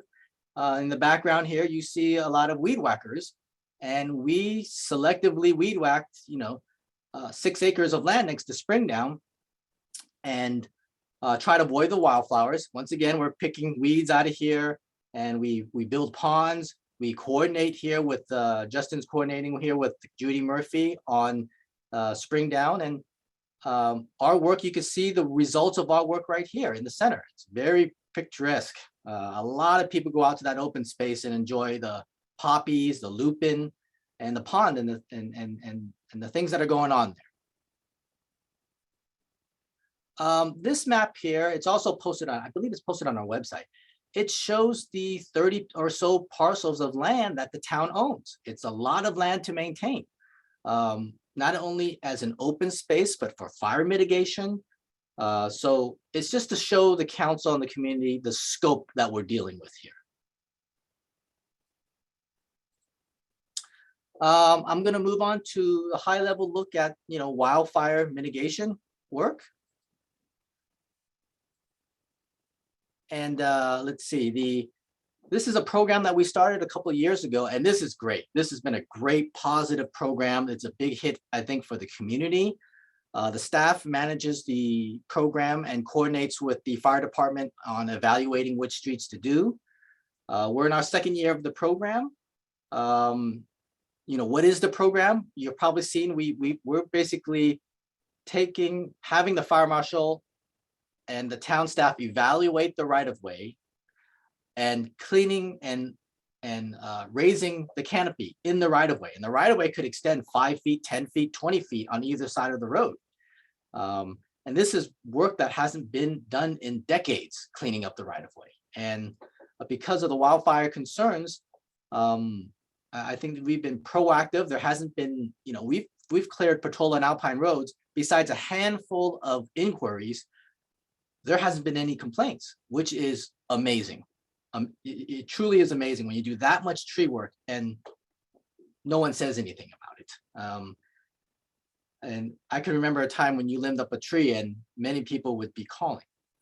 The crew size that are working for us, it is between 3 and 6 workers, 1 chipper, 2 trucks, Thursdays and Fridays, every Thursday and Friday working for the town, doing this type of work. So not only does the work include just the physical work, but communications and coordination with property owners. We have to notify them through our website, our social media, door hangers, and so on, and trying to coordinate with everyone that has concerns. So once again, positive response from the community, very noticeable difference. So I'm going to move to some pictures here of things that you've seen. I don't have pictures of the crew, but you can see some before and after pictures here of the work that they've done. Limbing things up and cleaning up our right-of-ways. And of course, we do work with the Conservation Committee here in checking some of the work and, kind of looking at things in the future, after we've cleared things, how things will look like and what do we need to do in the future. I think it's going to take about 8 years to do potentially, all 109 of our streets. So, the public sees this sign and we just want to let them know it's fire mitigation work that we're doing. And this is posted on the website too, just to let the community know how much progress that we are doing. We've done Portola and Alpine. In fact, we're going to be done with Portola Alpine at the end of this fiscal year, and we are moving to Golden Oaks, which is a much denser area. And it's going to involve a lot of communication because a lot of people planted in the right-of-way. So lots of communication, and the fire department is going to help us with Danny Dempsey, who's our counterpart there. So that's it for let's see, fire mitigation work. I'm going to next move to kind of our high-level look at engineering services work. Once again, I don't think a lot of people know what we do in the background, but all your roads, facilities, buildings, we're designing them. We're going through the same process with the building and planning department to build the things that we build, that we're going through the same process that everyone goes through also. I mean, a recent example are the pedestrian safety improvements. I mean, that had input also. Our retaining walls. So the site development permit engineering review, that's big. That's something that we do inspections on. So all the projects that the planning and building department are doing for the new homes, we are reviewing those plans for grading and drainage. We are inspecting that for grading and drainage, and also the erosion control also. So On top of that, there's encroachment permits. So the encroachment permits, what are they? They are permits needed because if you work in the town's right of way or road, you need a permit from the town, and we review that too. And then there's kind of two types of encroachment permits. There's first type is when people build a new home, they want to connect utilities and a new driveway. So we review for those also. And then the other types of encroachment permits are your Cal Water, PG&E, doing trenching or sanitary sewers in the roadway. So we have a stormwater pollution prevention program that the state requires us to have. We do code enforcement. A lot of people, don't know we do code enforcement for things that private property encroach into the private right of way. We have people building on trails that we have to resolve. So there is a code enforcement component also. We look at grants and we attend committees and get their consensus on a lot of our engineering work also. So it's a combination of myself and the staff, consultant staff, depending on project size. So now I have a whole group of pictures of engineering work that we do.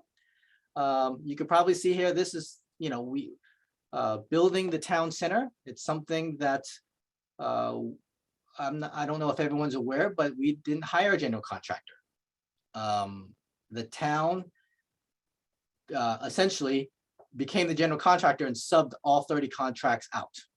It's something necessarily, I don't know if we should do again, but it was a lot of work. But ultimately it saved the town money by doing that, by subbing it out ourselves. So I don't know if anyone recalls that we did do that. So kind of went from, you see here, the new buildings here, the community hall, and kind of the old remnants of some neat pictures that I found of our old town center. And I got lots of these if anyone is ever interested. But, we really went from a really old school that was waiting to be renovated or something done with it to something that's much more than what we had.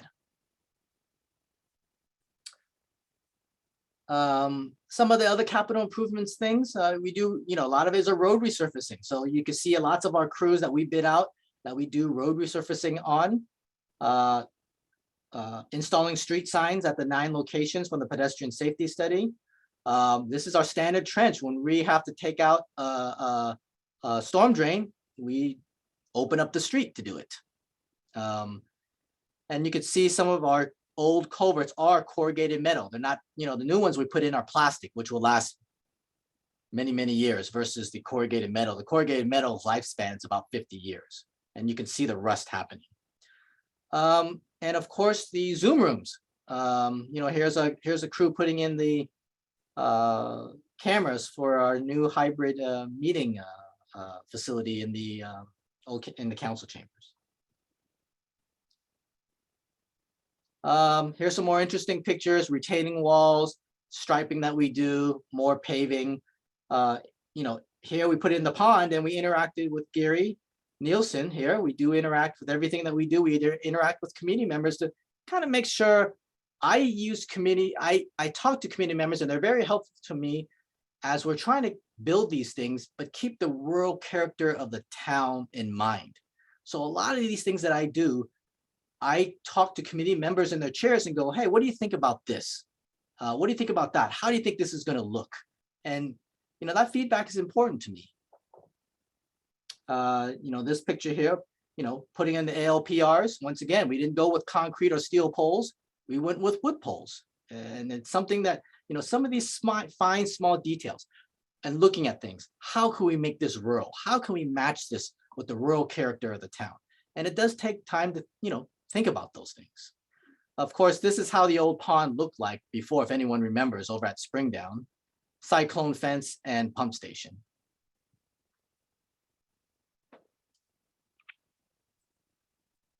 More capital improvement items, trail building. We build the trails. We widen the roads for the bicyclists. Of course, we get some of these were given with grants. Some of these were funded by Stanford, but we build them because we can control the look and feel of how these things turn out.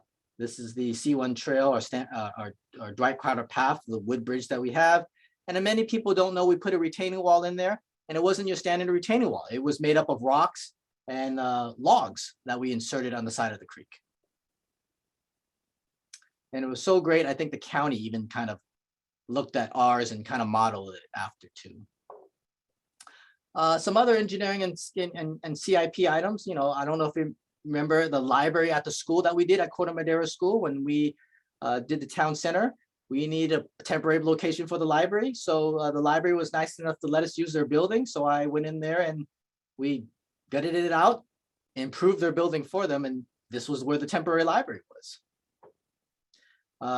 Farmers market parking, yeah, and more parking, you know, when it's asked, we put it in.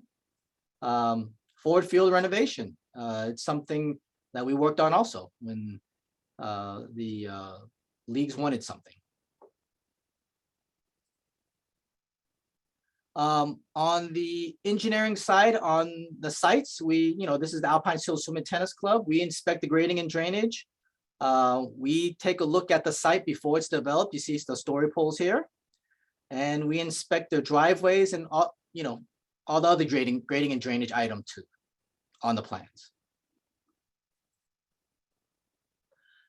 Here we have code enforcement items. You know, when we find things in the right of way, when we find people have cleared things up too much, when we find fences that have been put in the right of way, and we get complaints about it, we address those things, and it takes time.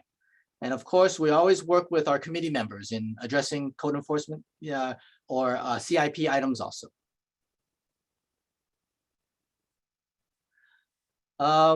You know, I'm just going to go through quickly. Other duties include, you know, development and managerial budget, CIP budget, you know, performing contracts management, accounting duties, department support to other departments. We interact with many of the departments here because we deal with many facets of the town: building and planning, code enforcement, finance, administration, parks and recreation.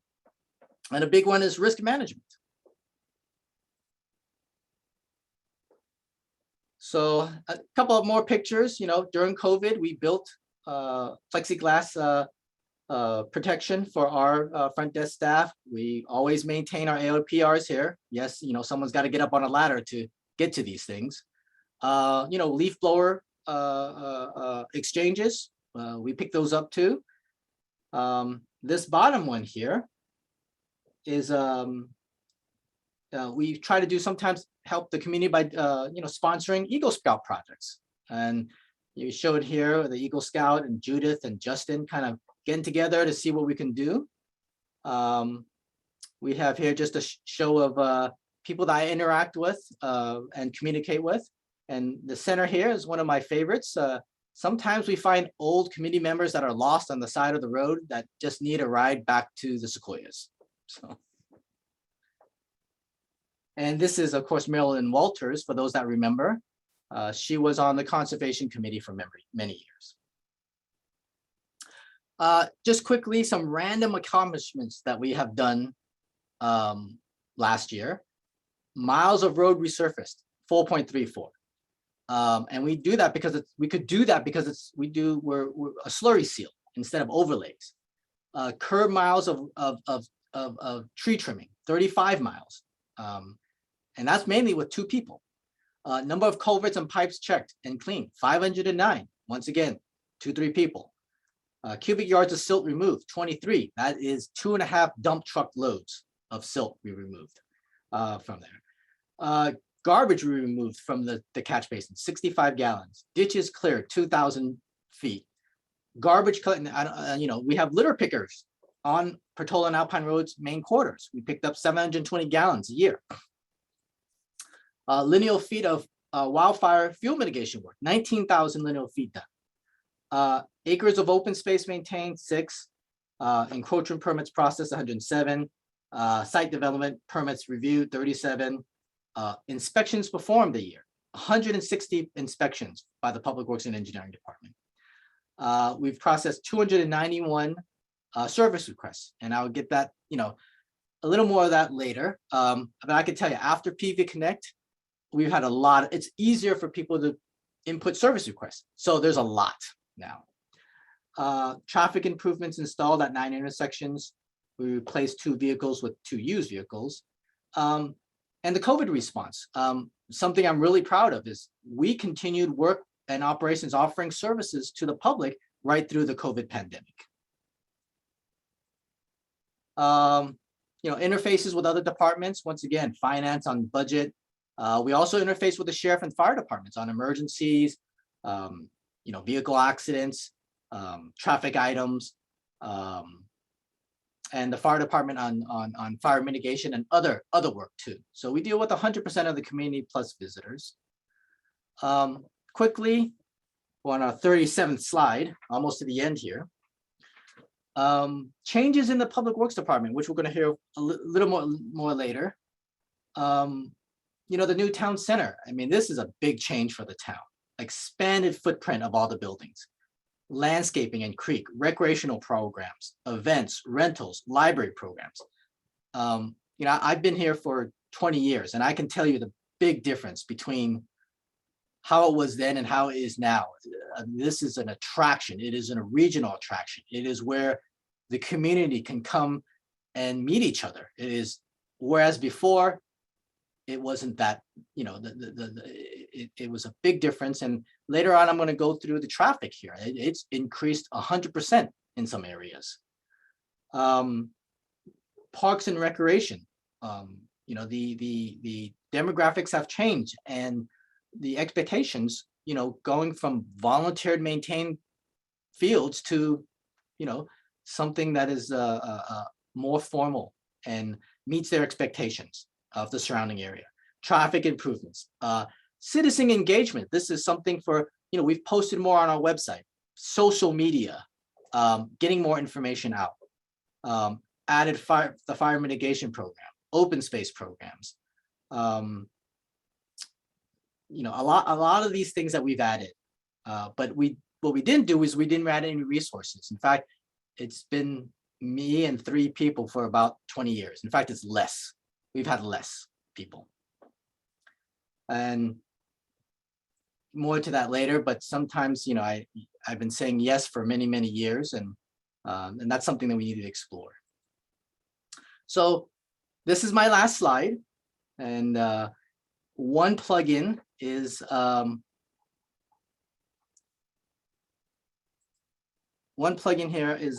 it is Public Works National Public Works Week coming up in May 15th, and we're going to have we're going to be out on the farmers market. We're going to have a little table for community interaction and for the public to meet us.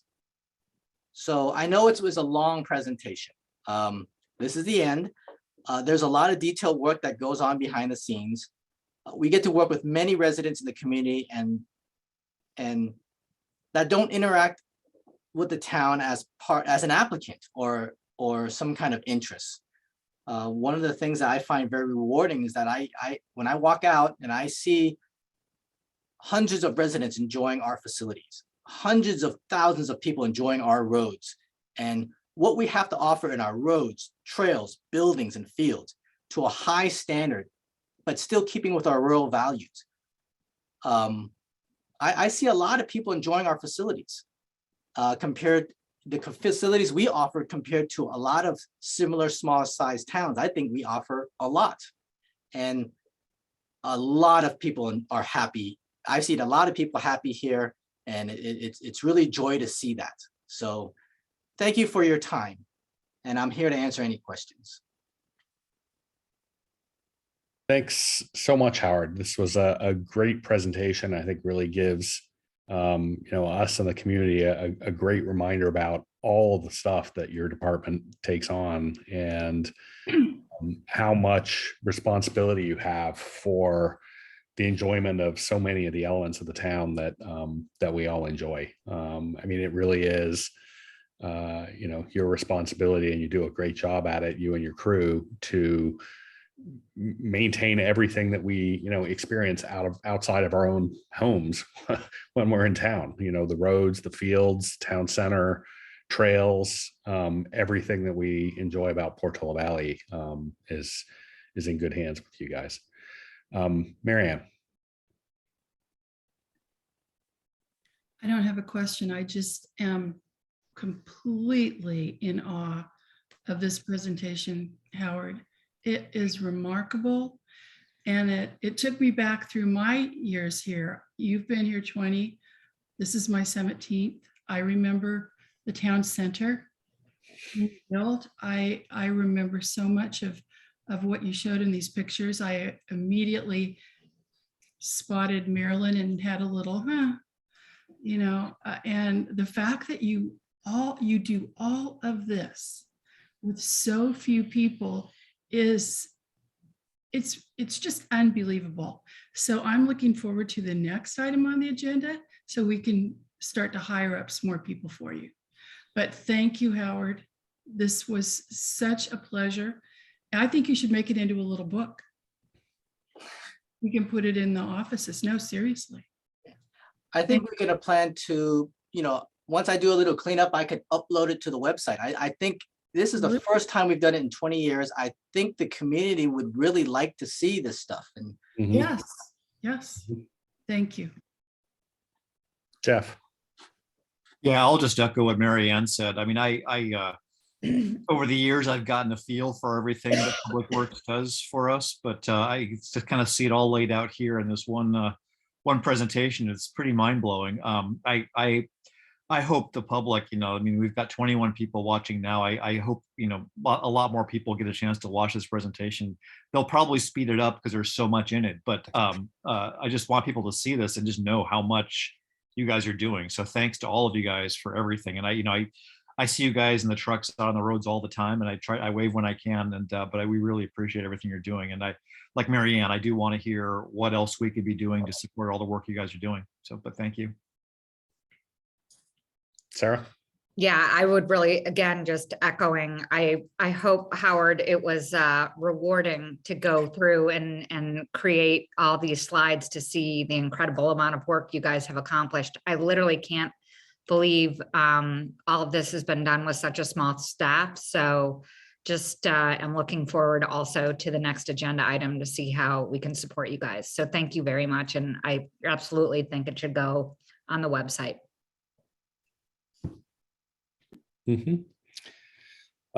Were there any questions on any of the items? If not, I will go to public comment. I see there's a hand up from Betsy. Go ahead, Betsy. Thank you, Craig. And I just want to echo the comments made by every council member tonight. I attend the town council meetings for the connection to the town, Howard, and you were over the top, just fabulous. I am such a proud member of the community, more so for having heard your 30-minute presentation. Thank you for telling us up front it was going to be a nice long one. And thank you, council, for affording, and staff, Jeremy, for affording Howard the time. It was worth every minute. Good night, everyone. Thanks, Betsy. Next hand is Dana. Go ahead, Dana. Got it? Yep. Howard, oh my God, yes, the picture of Marilyn. Marilyn, I mean, was one of my major mentors. So thank you for including that. I gasped. So Howard, you're a marvel. Scott, Justin, all of you guys are amazing. I see you guys in the pouring rain, checking out culverts and roads. You're always responsive, and I know you care. So I fully support any needs you guys have going forward. Howard understands the town and the people. I can tell his head is bursting sometimes, but he has even helped me with the launch of my remote control helium shark. Howard, I can't believe you didn't have a picture of that. That was a great night. And Howard was also my partner in the opening day of pickleball, where staff and residents played together, and Howard and I kicked ass. Howard, you're so appreciated, and thanks for all the help with the broom pool and the frog pond. Looks amazing, and I'm there for you, pal. Thank you. Thanks, Dana. Next is Judith Murphy. Go ahead, Judy. Hi, thank you. I want to add my enthusiastic support of Howard and his Public Works Department, Scott, Justin. They are very hardworking. Howard wears many hats. I knew he wore a lot of them, and after tonight, I know he wears even more. He understands and shares the value of the town, especially the maintenance of the rural appearance. I'm just so impressed with the efforts he makes to do a certain job in a unique way so it fits us. It's not boilerplate what they teach you in public works school. He answers to many constituents with differing needs and differing points of view, and he remains cheerful, helpful, friendly. He's just a pleasure to work with. With my conservation work over the last 8 to 10 years, it's just been a great pleasure to work with Howard. And I know we ask a lot of him, and I know he's super busy, and he always tries to be accommodating and has, produced remarkable results as a result. So I want to support whatever additional help he could use. I think we should give it to him. Thank you. Thank you, Judith. Next is Christy Corley. Go ahead, Christy. Hi, Howard. Wonderful presentation. Not only do you do all of that in each picture, but you always answer the phone and take time for chatting with us. We have enjoyed the softball fields and our children have enjoyed the play areas. I thank you for your care of our green spaces and our cement. Thanks so much. Thanks, Christy. Next is Carolyn. Go ahead, Carolyn. Good evening. I think I represent the people who use the soccer field. So thank you, Howard. We have known you for over all these 20 years. And yes, many things have changed. I think you are actually overburdened with tasks. And so we have taken on any volunteer work where we can. So we have taken on lining the field if there was nobody else. So, but we really appreciate all your help. Maintaining all these sports fields is one of the big values that we have supported in this community for all these young people and even the older generation. So thank you very much, all your help and for all the work you do for this community. Thank you. Thank you, Carolyn. Next is Rita Comas. Go ahead, Rita. Well, Howard, I just want to say thank you for all that you do. When I was picking up 30 plus cigarette butts along Westridge and complaining about it, you actually did something, and I really appreciate it. The sign that you put on Cervantes and just, making sure the drains were open all along Westridge, especially during COVID when we had so many people because the other parks were all shut down and people were spending their time doing their hiking up and down Westridge and parking wherever and leaving their garbage. I really appreciate all the pickup that you guys did. And it was really hard during that time, real burden on the town to try and keep it clean and safe. And the restrooms when they opened back up were all clean and safe. And I just really appreciate your extra effort. And I really hope that with all these consultants we have in town, that somebody finds money in your budget. So please ask for it if you need the help. There are volunteers to help you, but if you need the help, don't spend your 19 hours a day working. Please get some help because we want you to last a long time, both you and Scott. Thank you. Thanks, Rita. I see no more hands raised. Oh, somebody's hand there. Jeremy's hand went up. Jeremy. There's nothing I can say that hasn't already been said, other than, when Howard and I first talked about this opportunity, seeing the excitement in Howard's eyes to be able to share the story about his department it is such an unsung group of folks. And, just I'm talking like Howard's retiring or something like that, but Howard, you're not going to meet a more ethical guy in government. It's just great to work with you. And it's great to see all the love for you tonight, buddy. Thanks for what you do. Yep. Thank you, Howard, again. As people have been pointing out, we have a next agenda item is back to you two to talk about the future and where public works should go. So unless anybody has anything else they'd like to say, I'd say we move on to that item. I just want to say thanks one more time to Scott, who's still here, and it looks like Justin's still here as well. So thanks you guys for everything you do as well. Yeah, thanks guys, and thanks for joining us tonight. Okay, so with that, on to item 15. What do you need, Howard? Okay, well, thank you. Thank you, Mayor and council members. So the next staff report here is staff's recommending that town council receive a report to provide some direction and on the request to consider future staffing needs of the Public Works Department. And I guess I want to step back and talk about what we're asking for is really to reestablish proper structure and staffing in the Public Works Department. It is not going, okay, what do we need in the future too? But when we finished building the town center and as these changes happened, we just said yes. And, more events, more plantings, weeding, everything we just said yes to. And what we should have done is goes, okay, yeah, but what are the resources? Where is the funding going to come from? We didn't ask for that. And after 20 years of data, we go, well, wait a second here. Something really needs to happen. I mean, in fact, we had things taken away from us, like the traffic road impact fee.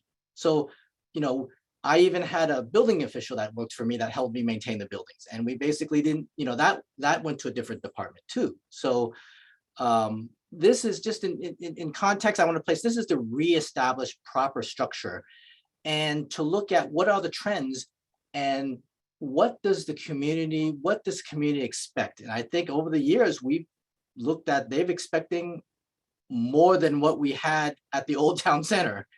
And how do we fulfill that and going into the future? So, really right now it's, once again, the staff consists of, me and 3 direct reports, and we use consultants or construction managers and contractors to help us do work too on, what I kind of mentioned, 36 miles of roads, 36 miles of trails, and an 11-acre facility. And I'll talk to kind of comparisons of what other towns have later. Really, the current staffing is based on the needs back in 2002. And we never really accounted for all these things that we've added. Growth has increased, demographics have changed, yet the staffing mix was never adjusted to accommodate growth. And a lot of it was just, hey, let's see what we can do. Let's see what we can do. And a lot of our department is just, let's just get the work done without kind of creating a big to-do about it. And there's not a lot of glamour in what we do. So, really over the last 20 years, we've added a lot of things. And I'm going to go through these things in a second here. But, you're really, one of the things kind of ABC that we want to do is, we want to reestablish proper structure and staffing that is in alignment with the increase in services and enable us to maintain that level of service. Provide equitable staffing to the size required to support some similar size surrounding communities, and proactively prepare for further growth and capital improvement services. So I do want to talk about a little bit about our neighbors. And it's hard to compare apples to apples. So I don't have I didn't put the data in right now, but Woodside has more on their public works staff than us. And Los Altos Hills does also. And I think Los Altos Hills is something like 11 staff members and Woodside's more like 5.5. But it's very hard to compare apples to apples there. But just to give everyone kind of a feel of what we're dealing with. So I'm going to go over, really based on our staffing needs, kind of, where do we go to in the future?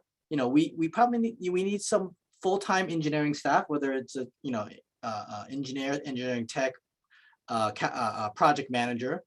We need a maintenance supervisor for all the things that we've added. And a half-time customer service or permit tech. Now, going back 20 years ago, we shared all the permit techs.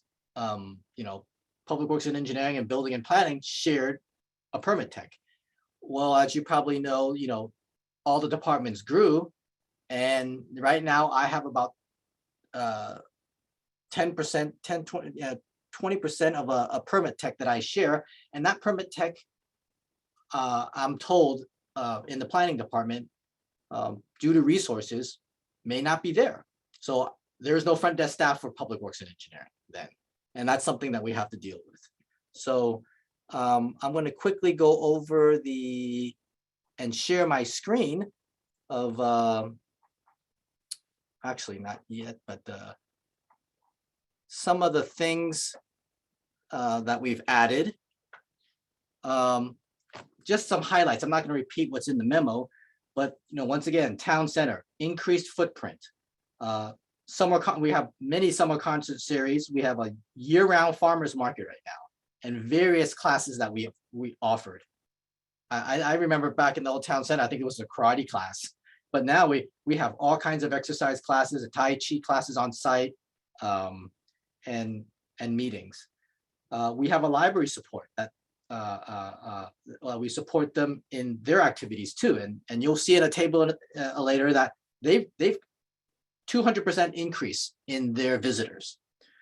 And of course, coming soon, Zoom room in the old schoolhouse and in the community hall also. So, our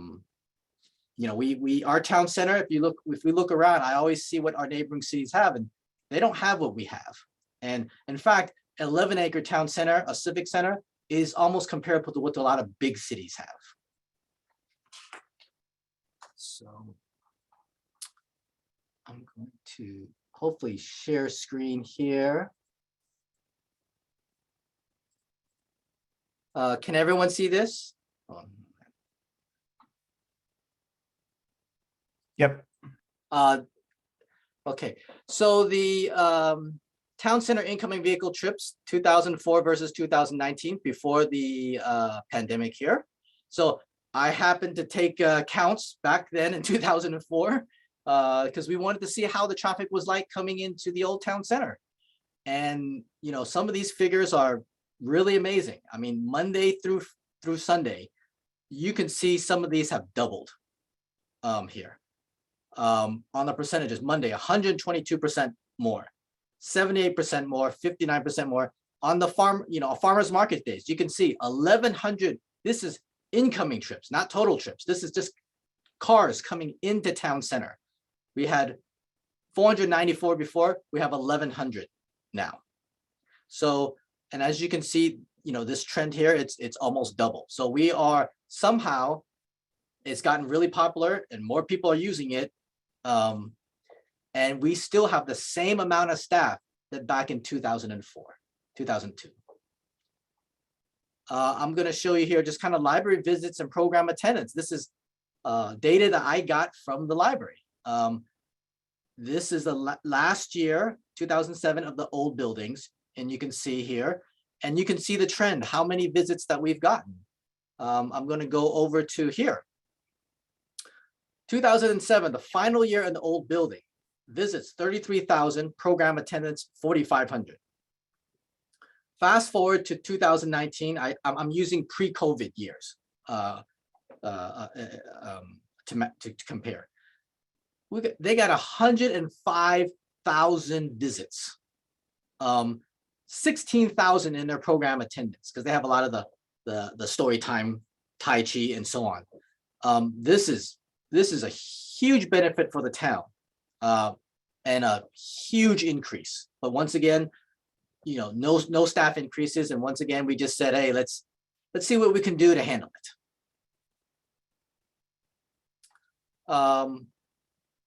And then on the, let's see, I want to stop sharing. I wanted to touch bases on, another high level item is citizens engagement and communications. We've added things to our website. We have more communications to our communications department because it's needed now through social media, through newsletters. So we have to, before a street resurfacing program was, I send the notice out, I post a sign. Now it's in addition to that, posting on social media, posting at every phase of the project. Oh, we're crack sealing this week, FYI.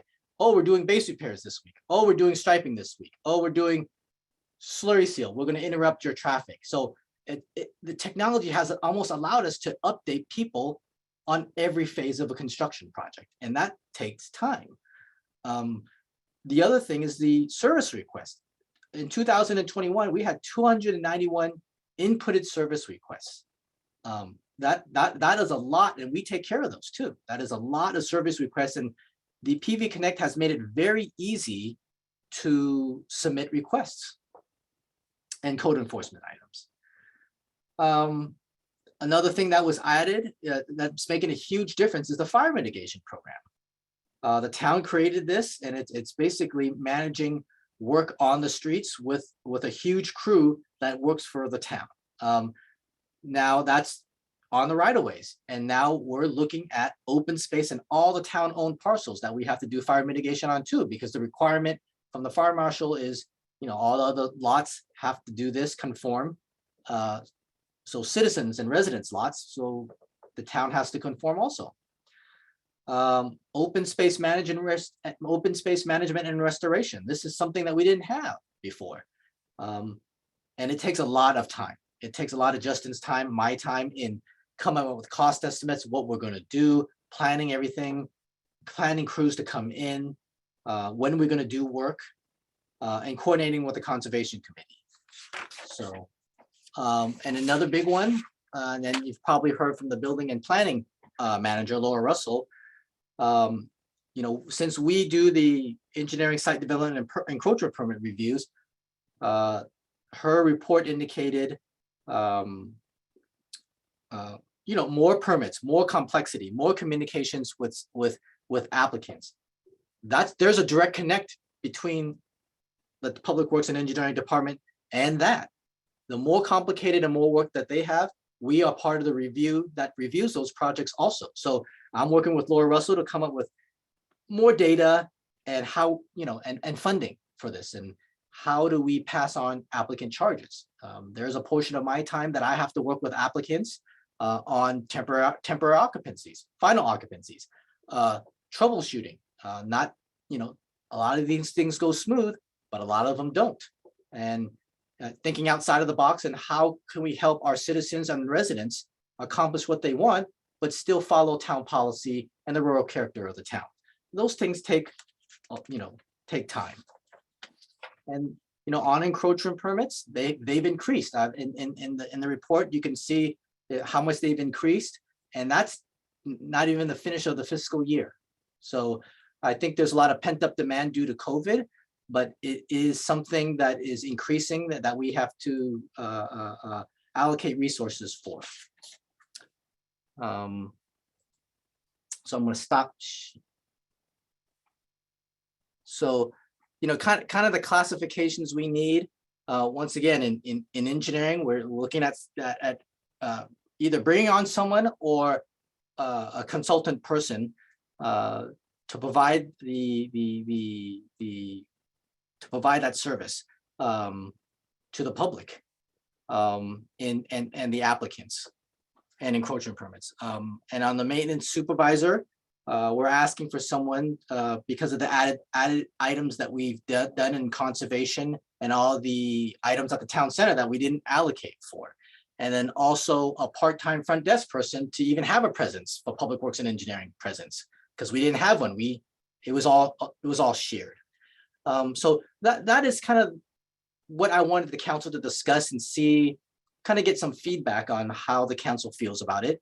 You know, alternatively, we can have a consultant come in and analyze the public works department. Other agencies have done this too, and determine what the correct staffing levels are. I can tell you that for the town center, for the building maintenance, we did hire someone to come in and analyze things, and they said that we needed a full-time person just to keep up with the facilities that we have, just the buildings, not the landscaping, the HVAC and electrical. Right now, instead of one person, we got 30% of one person doing this. So, you know, I open that to an opportunity that, you know, we can look at how we're going to phase this in to meet demands of the future and kind of backfill things that we've said yes to. We could also hire a consultant to do this. So I've kind of summarized things in the fiscal impact section of kind of what I think the cost would kind of be compared to other agencies. On some of the engineering items on recouping funds through applicants, I'll work with the planning department on. But we're looking at a phased approach on this. So I'm here for questions. But once again, this is just to start a dialogue with the council on resources and expectations and the quality of things, that how you want things in the town. So I'm here to answer questions. Thank you. Thank you, Howard. Jeremy, I see your hand is up. Yeah, thank you, Mr. Mayor. Howard, great presentation. Really appreciate what you've put together tonight. Obviously, the data rich, which is something that we've been embracing more and more. Something that the management team talks a lot about is, you know, how we can continue to balance all the wonderful things about our community, and also work within the realism of what it means to be in government in the 21st century and the demands on communication, information, on speedier service delivery, on kind of doing more. And, you know, one of the things that's become a theme, I think, for the managers is that the managers are moving from something that was tactical and maybe a little more hands-on into more of a full-blown traditional director, where you're, you know, overseeing and managing, and you have a staff that can do more of these things for you. And I think that this is part of that experience that we think is necessary for the council to consider, you know, moving forward. This is not an easy presentation for us. The Public Works Department, you know, since before I was here, but, you know, certainly in the last 6 years as well, we've taken an enormous amount of pride for the amount of work we do with the few amount of people to do it.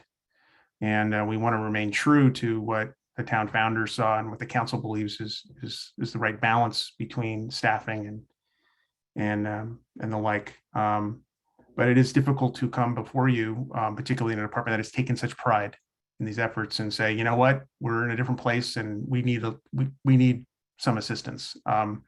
So what's in front of you, we didn't specify which positions we were necessarily going to ask for in the next budget.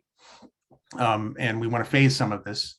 I think it is fair to say that the budget that we're preparing is certainly the most difficult budget that I've worked on in the 6 years I've been here, because of the resource needs.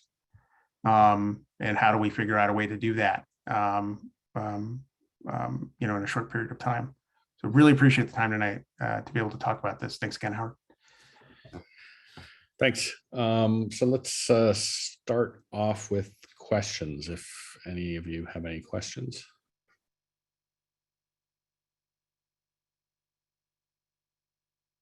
Howard, I have one. So you've got 3 positions here that you're talking about. What kind of timeline are you thinking of in terms of, you know, what's the most pressing need, and how quickly do you picture the sort of transition from where we are now to what you're describing here as kind of where you think we need to be? Is that Jeremy, I think you were sort of suggesting it might not all be in this coming budget year, but are there some of these needs that are more pressing that you really, could use as soon as possible, and some of them where it's like, well, let's, start with these two, and then that third one will get a better sense of exactly what we need and kind of tune in on exactly where you want to end up? What are we talking about in terms of the kind of rolling out of this over time? The immediate need, well, because the planning department I may not have a front desk presence soon. That might be an immediate need, that we have to bring in someone, a consultant, to help do those things. I mean, right now I have a certain percentage of Cheyenne's, a small percent of the Cheyenne's time. I mean, she coordinates the plan reviews back and forth from consultant to myself to look at too. I mean, this ranges from things from the Stanford EIR to big developments and housing developments, processing encroachment permits, bringing them in from applicants, pushing them out for approvals, coordinating all the inspections, the phases of inspections. So if that goes away, that's going to be tough to handle. On the maintenance side, something of a maintenance supervisor to get some of these things that we're looking at, the town center and the roads, in a systematic way, specifically kind of town center. And, how do I see this phasing in? 1 to 2 years.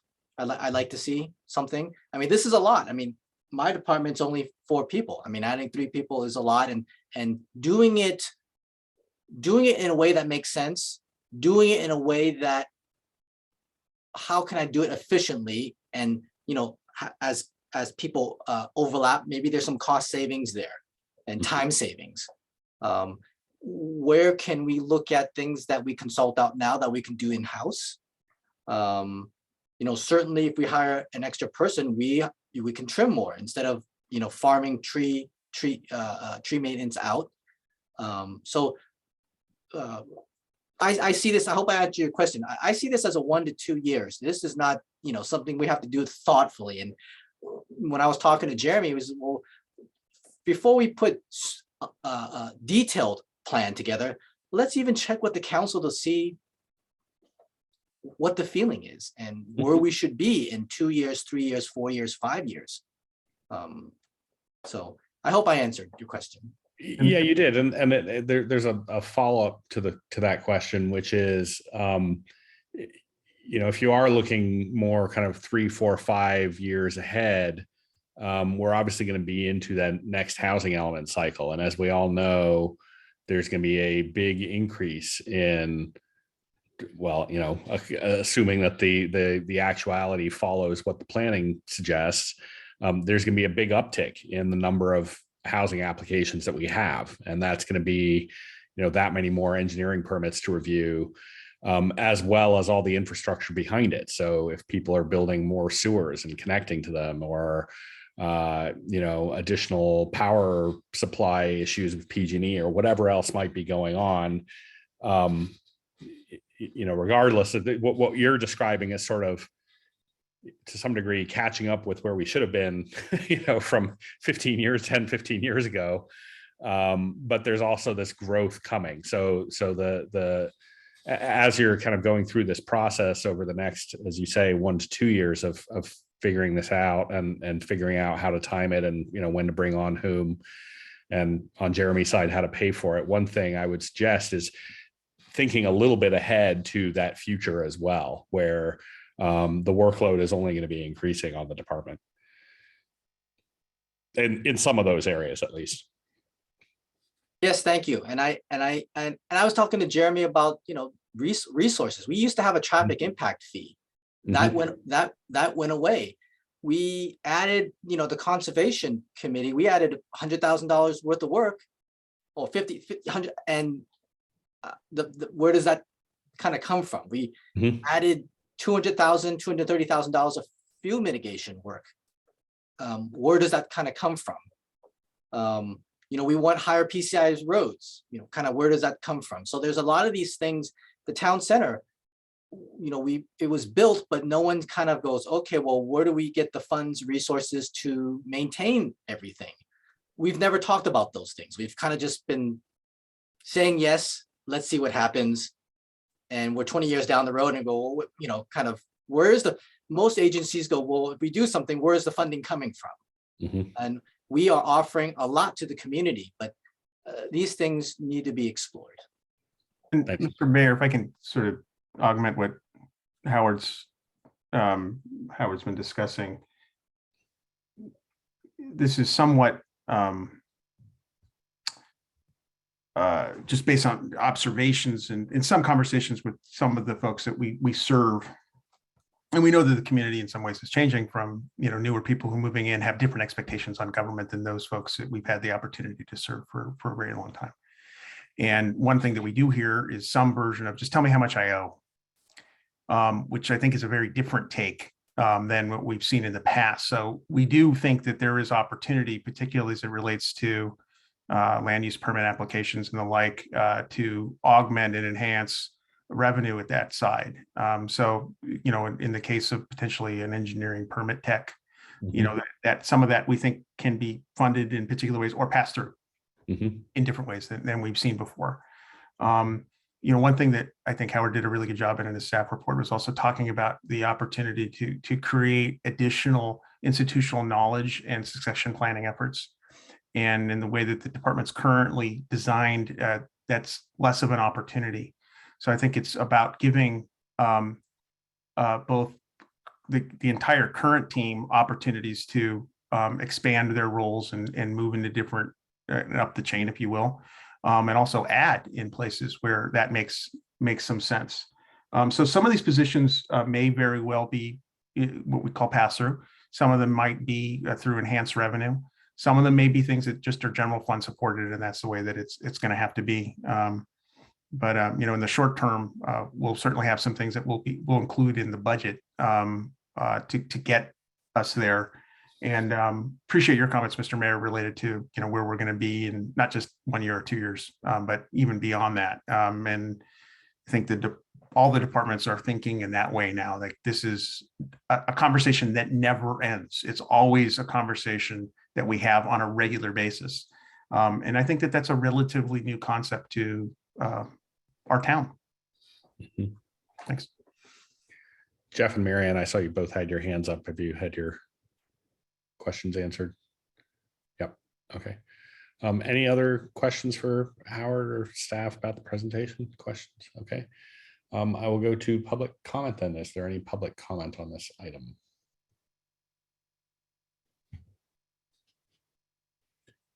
Christy Corley's hand is up.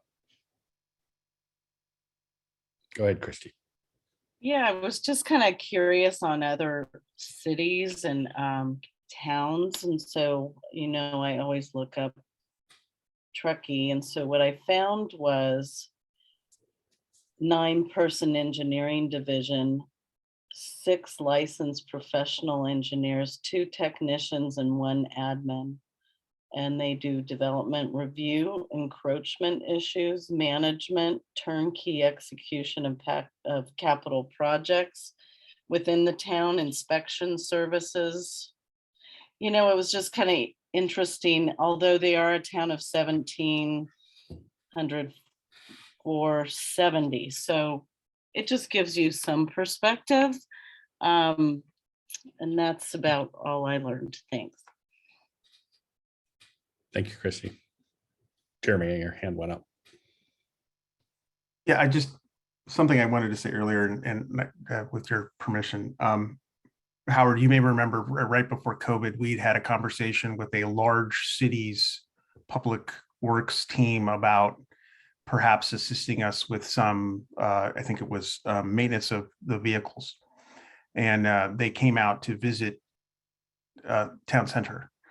And I was struck by the comments made by this major city public works official about the quality of our facilities and how few staff we had. And candidly, I should have said this in the earlier presentation, but I think it fits in here. I love bringing my peers to town center to show off because, you know, and it's like we have some magic sauce. And what we have is just a bunch of hardworking people who do really good work. And that's not, we're not bragging, we're not doing anything else, but it is a fact that we offer an amenity that is second to none, and we do it with very little. Thank you. Yep. Dana's hand is up. Go ahead, Dana. Howard, keep the residents involved. You know, I wonder how much money we've saved the town all of these years. And, you know, I will always come out and mow, and so will a lot of other people. And that's what makes this town different. And I just keep the public engaged. And when people come here and talk about how wonderful the town is, and it also is the residents. So good job, Howard. Keep talking. Thanks, Dana. Is there any other public comment? I don't see any more hands up. Okay, I will bring it back to the council then. What are you looking for here, Howard and Jeremy, in terms of action? Is it really sort of general direction on this suggestion and planning to bring it back in the budget? It sounds like you're already thinking about, you know, potential revenue opportunities and ways of offsetting any increasing costs, if, you know, and as much as there are any. Anything sort of more broadly that you're looking for from us? No, I would say that this is a reality check for us. We're looking for you to tell us that we're either on the right track or the wrong track, and to you know, provide any guidance one way or another related to that. Should the council believe that we're on the right track, I think that that's sufficient for us to continue to move forward. Any particular direction that the council would like as it relates to, you know, regular updates on what we're doing, as we've done with the planning department, would be helpful here too. We can obviously come back as in particular, if the council is generally supportive of the notion of the staffing needs we've identified and moving forward, we can come back as we bring people on and say how it's going and what we're seeing as it relates to workload and the like. Howard, anything you'd like to add there? I think you summed it up, Jeremy. I think to move us forward to the next step, just, you know, we were just looking at show of support from the council in our kind of initial planning here, that and potentially even future planning, so that we can start doing the detailed work and incorporate it into the budget. Okay, Jeff. Yeah, I'll just say yes. I mean, it's obvious to me that you are on the right track, and I mean, this kind of expansion, for better or worse, is inevitable. I mean, the demands on you, both technically and just in terms of sheer quantity, are only going to get larger. I think we all recognize that. So I mean, you know, in terms of this budget and future budgets, the question is just going to be where, you know, how do we pay for it, and what other revenue sources can we start developing? So, you know, I mean, I assume we're going to revisit this quite a bit as we continue on through this upcoming budget. And, you know, I think, you know, Jeremy and the finance department have done a lot of work in terms of, you know, just forecasting, and this is why. So thank you for laying the groundwork so that we can actually start looking these 2, 3, 5 years out and seeing what, you know, what these needs are going to be, which Howard has identified, and what our opportunities are going to be to actually fund them, which is what the finance group is doing. So it makes absolute sense to me. I you know, sort of, I think we've all kind of seen that this is just, you know, we're becoming more and more like a larger city in every aspect. You know, our jobs have changed as council members, and your jobs are obviously changing at the same time. Marianne? Yes, on the right track. Yes, on staffing needs. No, on consultant. Please bring regular updates to the council, and please start thinking right now about where these new revenue streams are going to come from. Thanks. Sarah? Yep, I totally agree. I'm fully supportive and definitely don't think a consultant is needed, and was going to make the same comment about for a variety of reasons, but including this, is we really need to start to look at revenue sources across town, needs for revenue sources for the variety of needs across town. Thank you. It was a great presentation again, Howard. Thank you. If I can add, Mr. Mayor, just one area that Cara and I have been talking about is, what would be the equivalent replacement of the road impact fee. As you guys know, that fee was recommended for phase out due to court cases. And the way that we're thinking about it internally is that we have a considerable impact on the community as it relates to new construction. And that is not solely a road-based impact. That's quality of life impacts for those residents. In particular, I can think of some streets that have had a construction project on it for 10 years. So, we're thinking very hard about that. I don't know that this budget will have a complete answer on that, because if it was an easy nut to crack, we would have cracked it many years ago.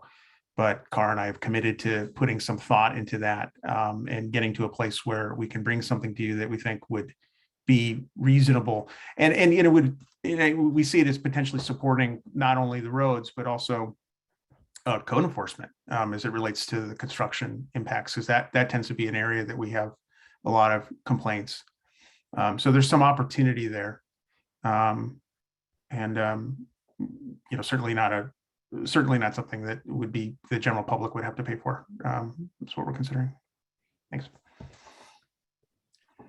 Yeah, I would echo what my three colleagues here tonight have said. I think, Howard, this is definitely the right direction. I think it's overdue,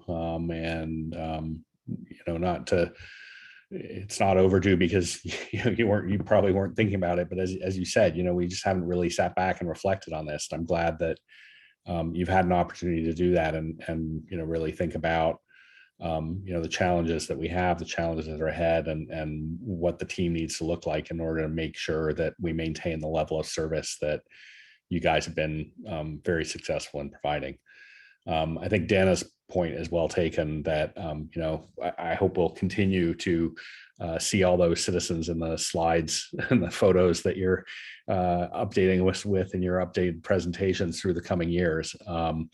But it's also clear that for some of these positions, yes, we can have volunteers out there helping pick weeds. It's a lot harder to have a volunteer reviewing construction plans and engineering drawings and making sure that things are complying with code and going out and doing inspections and that kind of stuff. I'm very supportive of this direction, and we'll have to figure out through the budget process how to pay for it.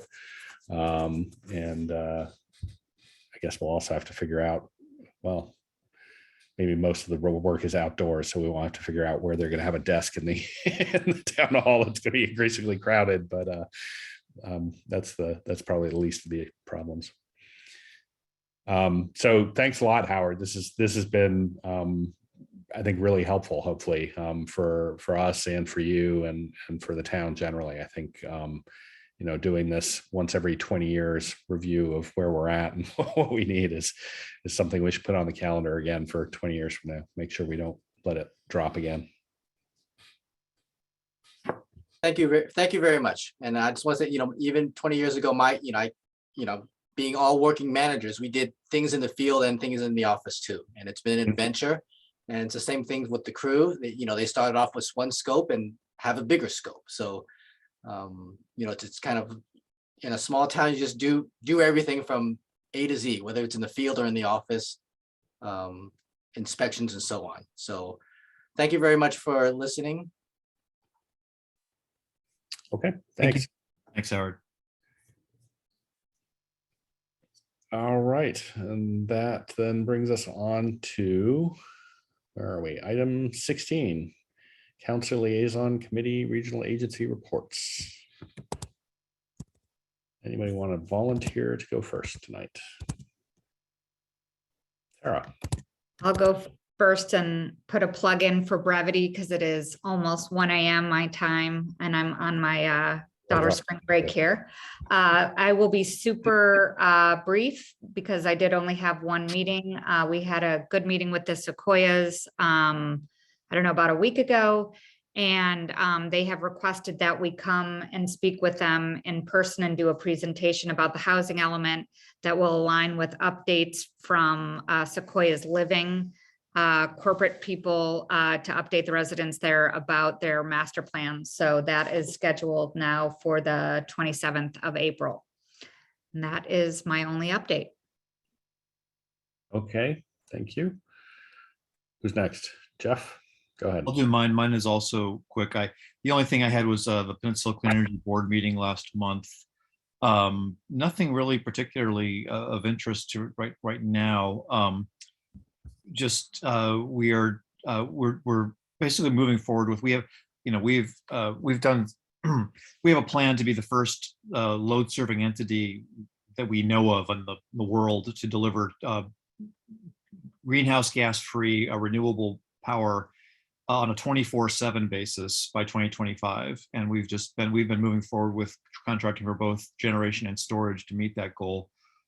It's a really ambitious goal. It's something we've been pursuing for some time. We've had several it's just something that's ongoing, and you'll be hearing more about it as we go forward. But it's just, it's when people talk about sort of meeting our climate goals as a society, we talk about, decarbonize the grid and then electrify everything. And PCE is really kind of focused on both of those things. So providing clean power, around the clock. So people always ask you, well, what do you do at 4 o'clock in the morning when there's no sunlight?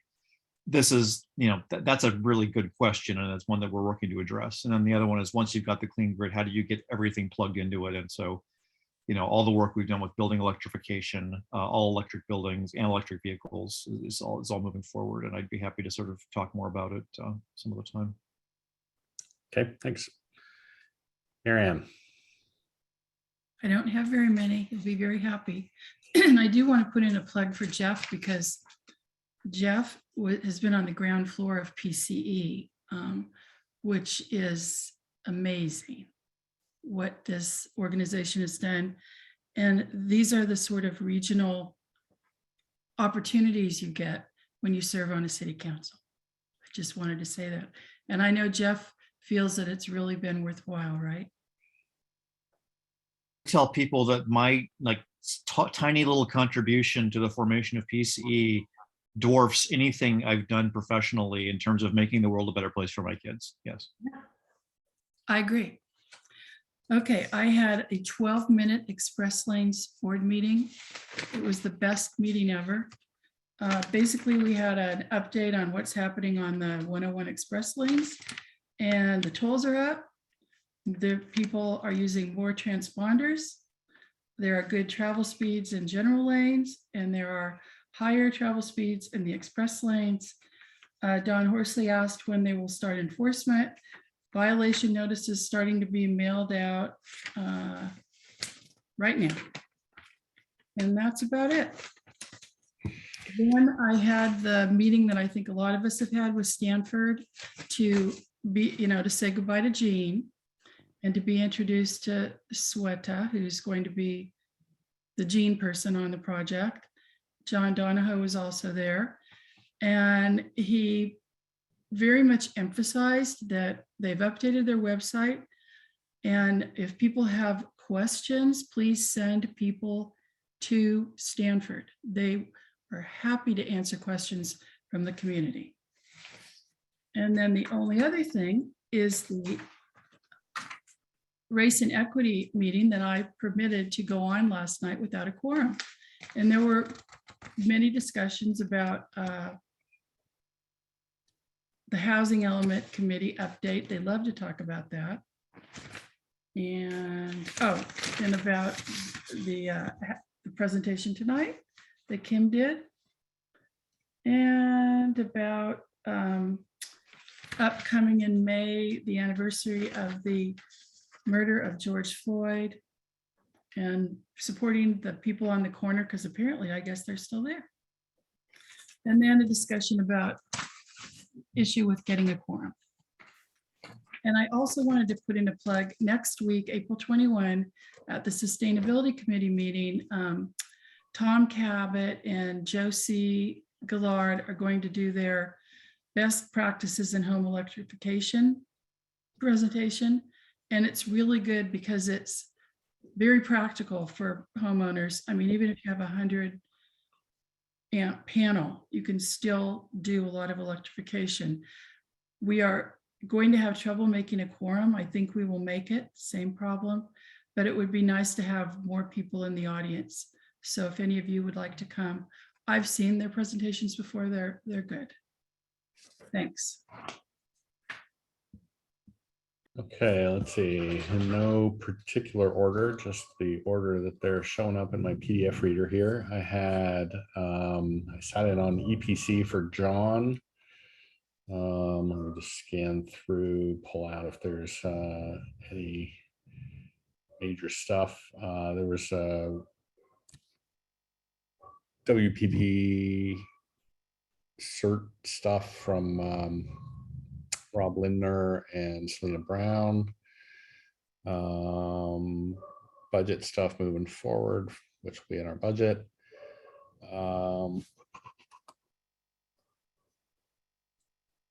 Those were the main items. There were a lot of other discussions about radio locations and subcommittee reports on various things. Let's see then.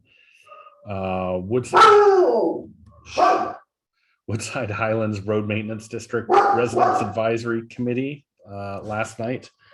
They were in the middle of planning a paving project there, and that's all up in the air now because Cal Water is doing a big water main installation, and so they're going to wait until after Cal Water has torn everything up. Is my dog really loud on this, or let me throw him out of the room? Hold on just a second.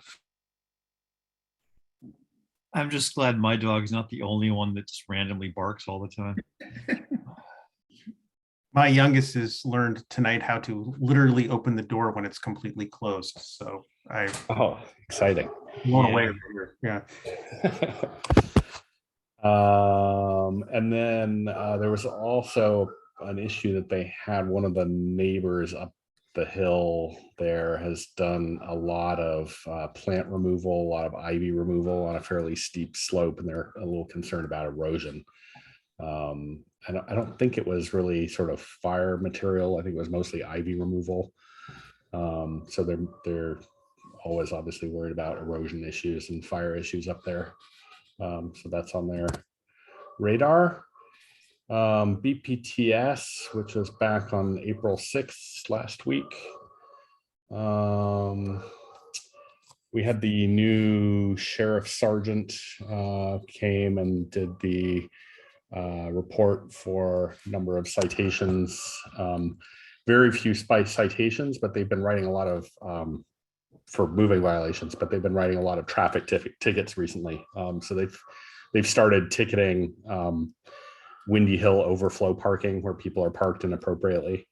And I think they were close to 100 traffic tickets that they wrote last month. So they're really stepping up enforcement there to try and get people to behave themselves, especially as we're heading into the kind of season when more people are out there hiking. Let's see. That was the main thing there. And then one more. Wildfire preparedness. So wildfire preparedness, as you know, did not have a quorum. They were one shy of a quorum. And actually, subsequent to that meeting, Jennifer Eustro was one of the members who was absent at that meeting, and she subsequently has resigned from that meeting. So now there are only a quorum of members actually currently appointed to that committee. If there were one more to resign from that committee before we appoint anybody else, then the committee would not actually be able to meet. So we need to recruit people or figure out what to do with the committee to stabilize it a little bit. They've had a lot of members leave recently. So that needs some thought and attention from us over the coming weeks and months. And those were all of my. I was kind of feeling there was something else, but I think that it was just really various meetings with Marcy about the town manager review. Yeah, looking at my calendar, that's it. Okay, is there any public comment on item 16? Seeing none, we will move on to the town. Oh, no, yep, move on to the town manager report. Thank you. No particular order. We're doing our training for the hybrid room next week for the old schoolhouse. If all goes well, the next council meeting will be a hybrid meeting. Fingers crossed. I wanted to thank the Department of Emergency Management at the County of San Mateo, formerly Office of Emergency Services. I've asked them to get more involved in overall evacuation planning efforts in town, in particular related to essentially anybody or any institution that has a number of cars. So we've started a suite of meetings that are expected to, I think we're doing them every other week for the next 6 months. Really good attendance from the schools. But we've asked pretty much anybody you can think to come that represents an institution in town that would have some vehicles potentially. In particular, in the short term, one of the things that we really want to identify is the schools or the preschools. We want to know what their plans are specifically, particularly around what are they telling parents, what are their needs in moving kids out, where are they going, that kind of thing. Depending on the institution, different places on that process. But we expanded it out to the churches, to some of the larger businesses. So thank you to them. The sheriff's office and the fire department is participating in that effort. A couple weeks ago at the last meeting, I announced a new clerk. We still will be getting a new clerk, but it is a different new clerk. The previous person I announced made a different decision after the announcement. So I wanted to welcome Melissa Thurman. She'll be starting on Monday. She just left the employees, the city clerk of San Bruno. I am very delighted that we continue to attract quality, high-performing staff to the organization. The next month will be budget. That is all I will be doing all of the time. This, as I said earlier, is maybe the most complicated budget that I've had the opportunity to work on, given the resource allocations that the council has directed us to do. So we hope to bring you a product that you're proud of. Our evacuation study partners at Fair and Peers, they're the consulting firm. They will actually be making a presentation at the American Planning Association event in a few weeks about generally the work that they're doing in Portola Valley. They're not making any presentations on the findings, but since this is such an early effort, only a few cities have done this. We were excited to hear that they were invited to participate.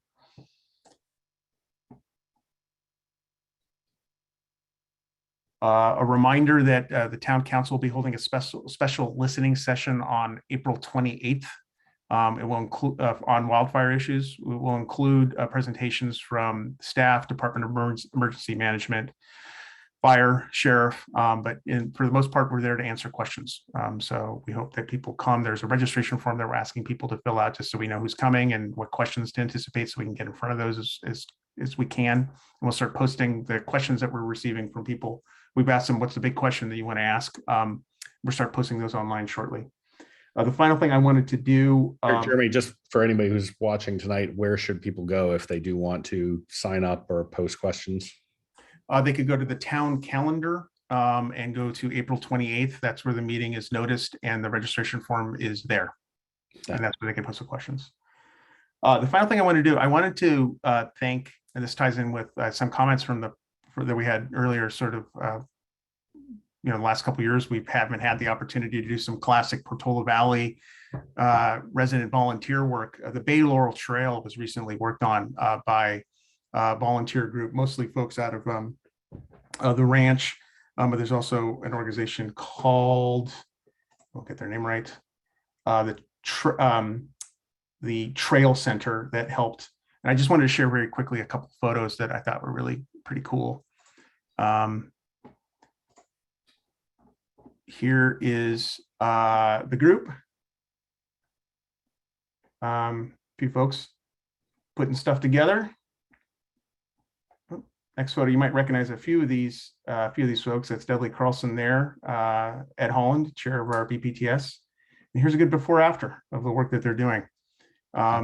We continue to hope that there's a volunteer base that will do these kinds of things in the community. We find that they're very popular. So we appreciate everybody's participation. Concludes my report. Thank you. Thanks. Is there any public comment on the town manager? Oh, before that, Marianne, I see your hands up. Go ahead. Jeremy, I know we have 3 PRAs in process right now. I'm just curious, are you keeping tabs on how much time this is taking, how much staff time this is taking? Because staff time equals taxpayer dollars. And I think it's important for the community to know that PRAs are expensive. Yeah, we are tracking that. Right now, it's primarily the focus of the town attorney. The town manager and the assistant town manager will be more involved as we continue the effort. My guesstimate is that we're already in the thousands of dollars of town of monies essentially spent, and this will reach tens of thousands of dollars at the end of this process. Thank you. Okay. Public comment. I see Rita Comas' hand is up. Go ahead, Rita. Yes, for the meeting that's on April 28th, it's asking people to sign in for that meeting. Is there a particular reason why the public has to sign in for that meeting? There, you know, I mean, myself included, I don't see why I would have to sign in. Is it a different type of webinar or a different type of structure that I would then have to sign in with my name saying that I'm coming to a public meeting in my town? If someone can answer that, I appreciate it. And it would be probably get a lot more participants if there wasn't a pre-sign in for this particular meeting, because people are very interested in this topic, but there's lots of confusion on why we have to pre-sign in, pre-register for this particular event. And I trying to say that as polite and as strongly as I can, but if it can be changed, I hope it does get changed. Thank you. Thank you, Rita. Jeremy, do you have any comment on that? I think you mentioned briefly some of the reasons, but. Yeah, the 2 primary reasons. One, it helps us with the resource allocation that we need to bring to the meeting.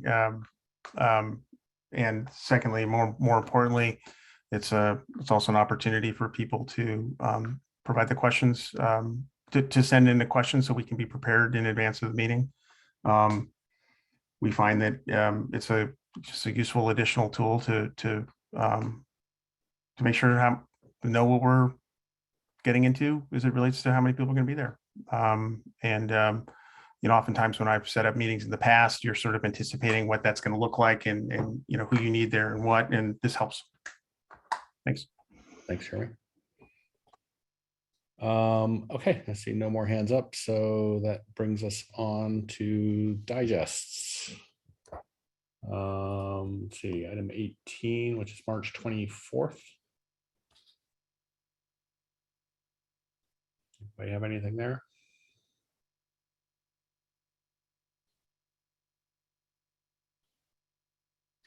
No. April 1st. No. And April 7th.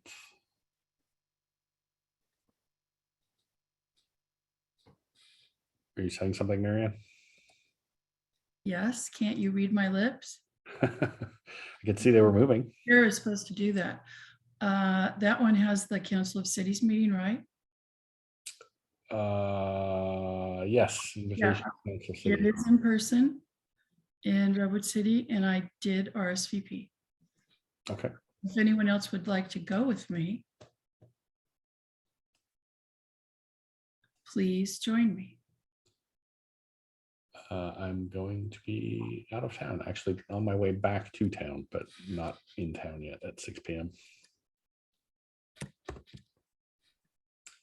Okay, is there any public comment on items 18 through 20?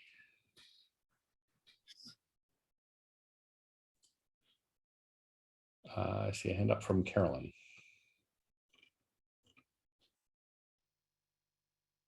Go ahead, Carolyn. I stated in the oral communication, I don't understand why my comments, which provides documents to inform the public of a history on several topics, including the housing elements, how Portola Valley had a senior planner who actually lowered the RENA numbers, what the RENA numbers are, and stuff like that. Other comments of government policies that the town was supposed to follow, did not follow. And I don't understand why those have not been publicized. Thank you. Thanks. Okay, I see no more hands raised.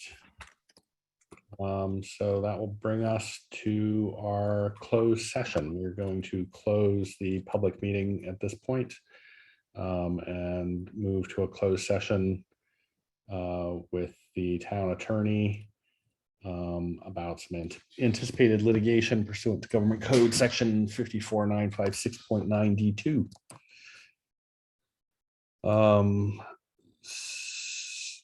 So is Carrie still with us? I am. Okay. I've just locked the meeting, and for attendees, if you could please log out, we would appreciate it. And I am going to. We can stop the recording too. Do you want me to stop it or just pause it? Do you need to turn it back on at the last part? We will not. We normally the report out we do at the beginning of our next. Well, I mean, if there's anything to report out, we would report it at our next council meeting. Okay, I'll stop the recording now.